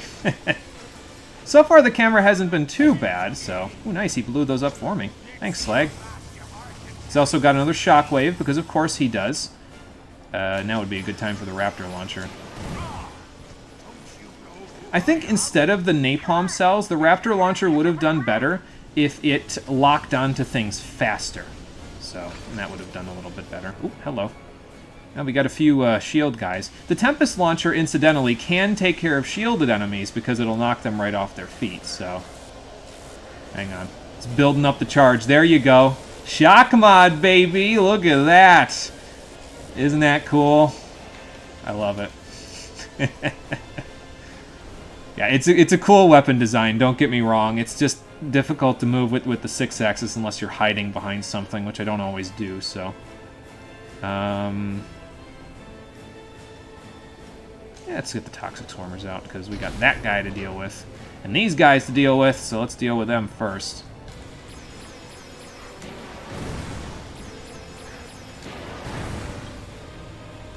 Yeah, in a situation like this, the Raptor Launcher does pretty good because, well, it doesn't need to do significant damage to kill things because everything has got a fairly small amount of health and bullet resistance. But, yeah, the later you go into Tools of Destruction, the less damage the Raptor Launcher does. It just gets pitiful by the end, especially compared to something like the Negotiator. So,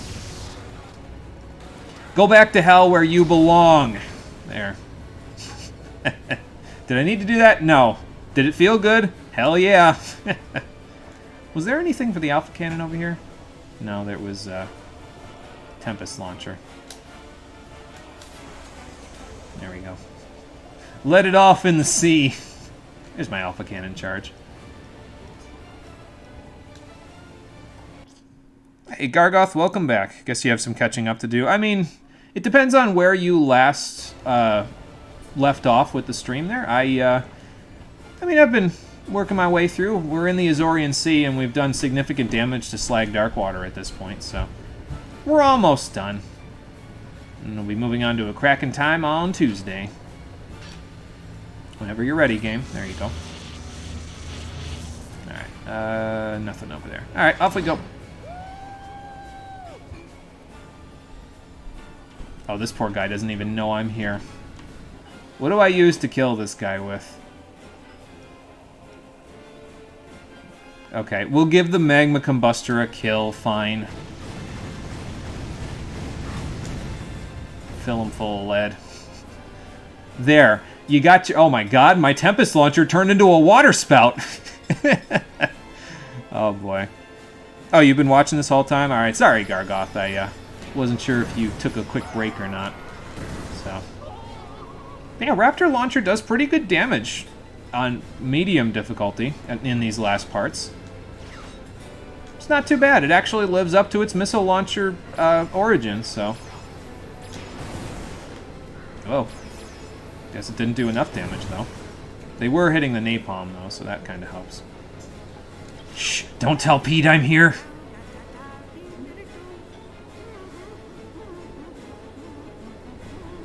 I can't believe my Tempest launcher turned into a water spout.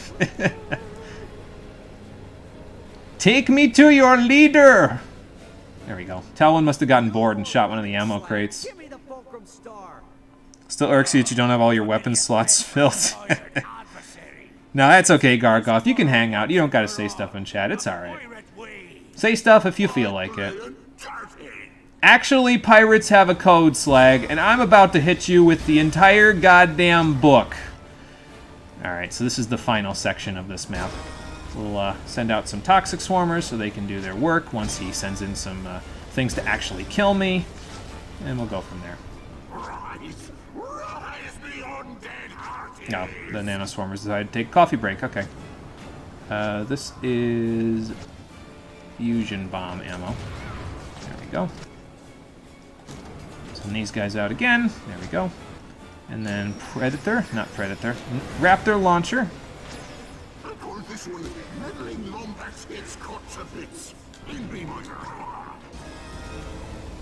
Now, I've been told by people that actually know music a little bit better than I do that this is not B minor going on in the background. It's actually E minor, I think.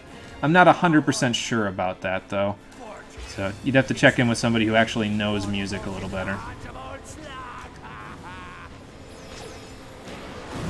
I think Slag has multiple targets, by the way, because I think the Raptor Launcher, unfortunately, can only lock onto two things at once, so... Ow.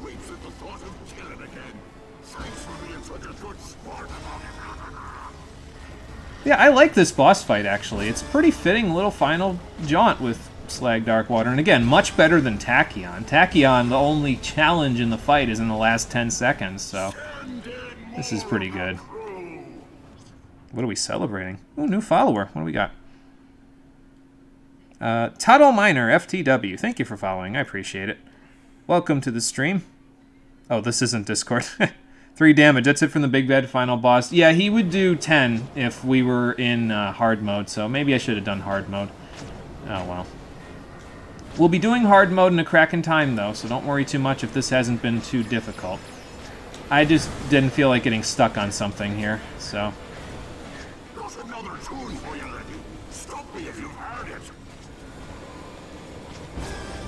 Well, I have heard it, because I played it.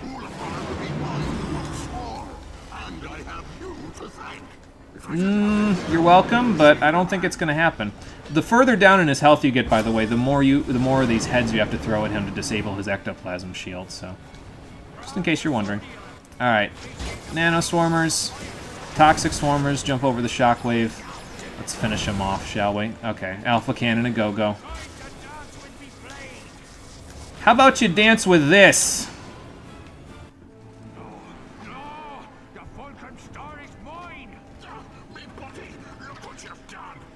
Well, maybe you shouldn't have gotten on the wrong end of my Alpha Cannon, then.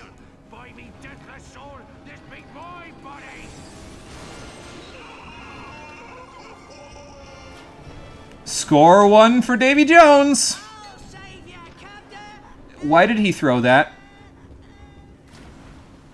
Good luck with the Tempest. Yeah, his ectoplasm literally shields his HP. He is some kind of robo-phantom. Yeah, pretty much. Oh, sure.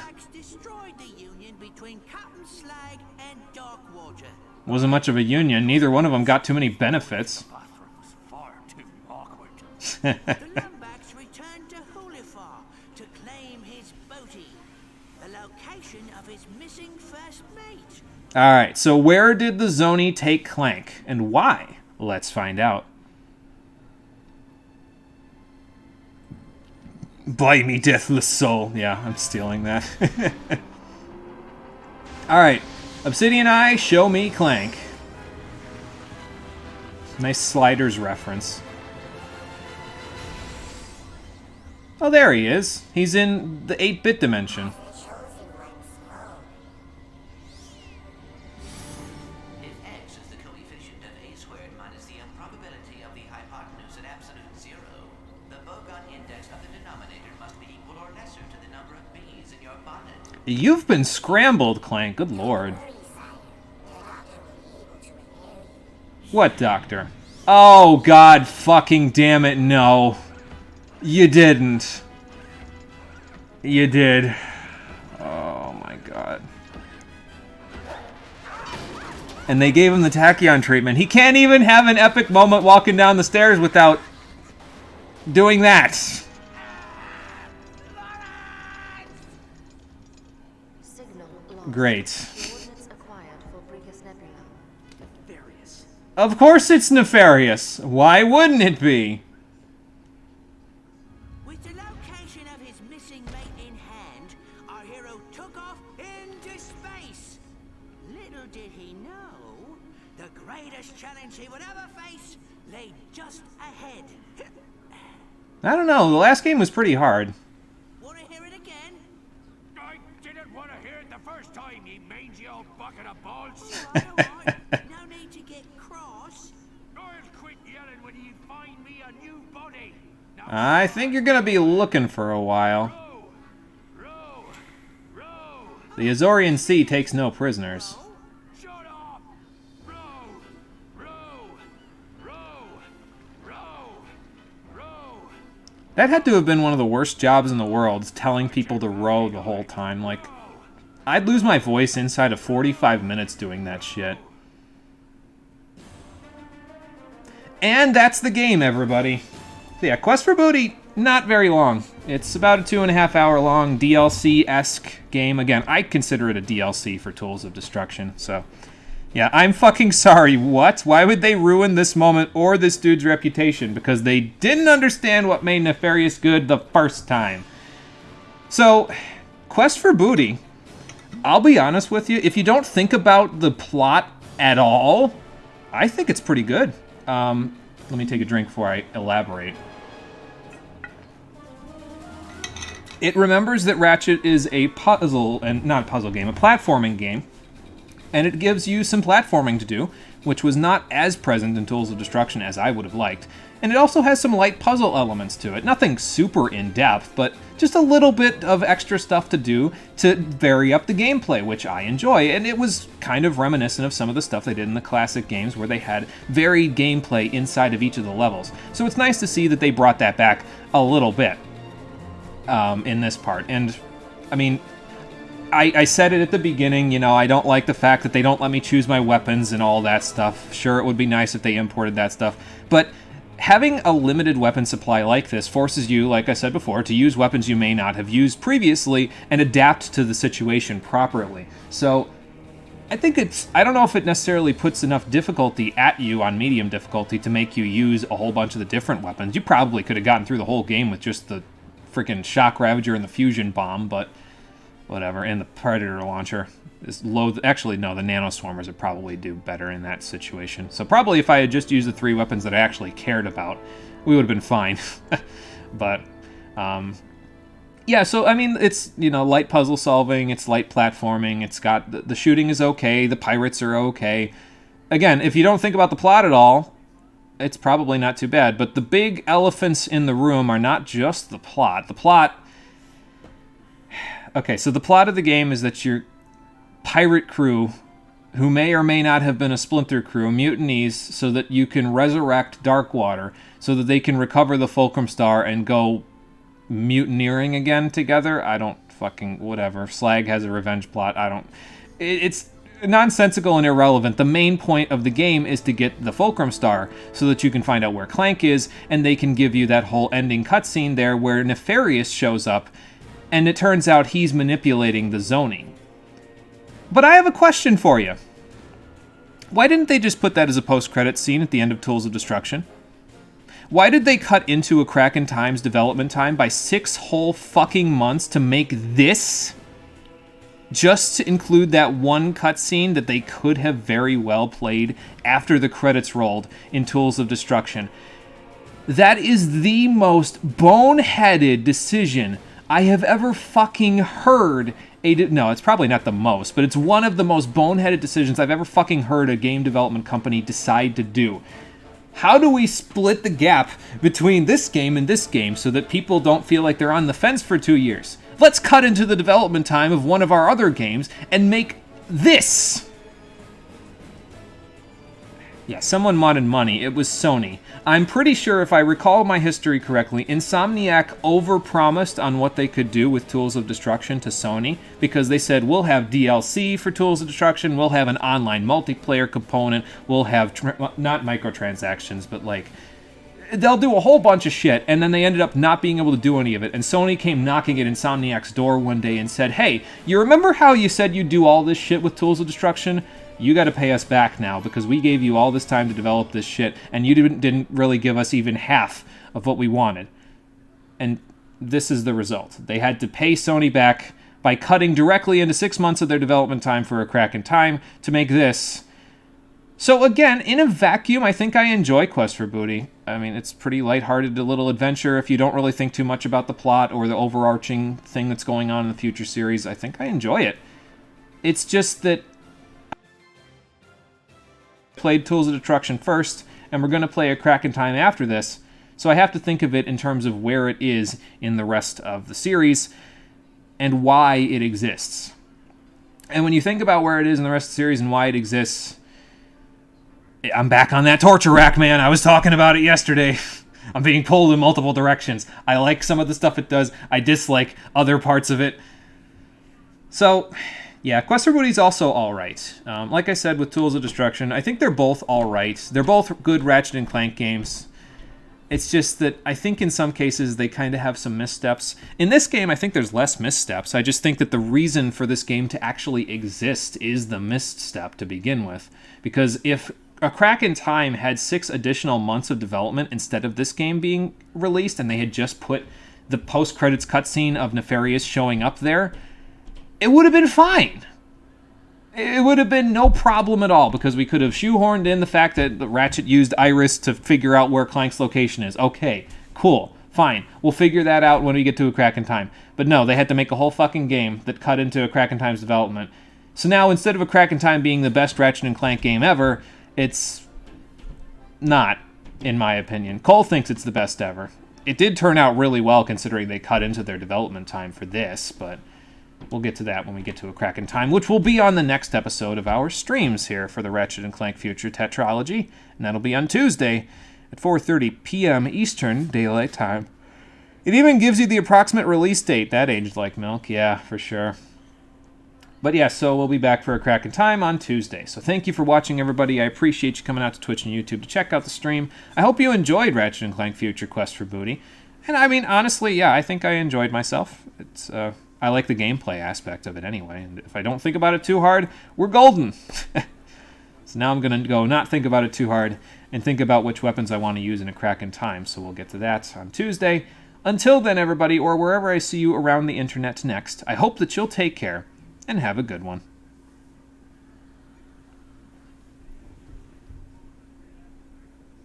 Like I said, if you thought this was too easy, don't worry.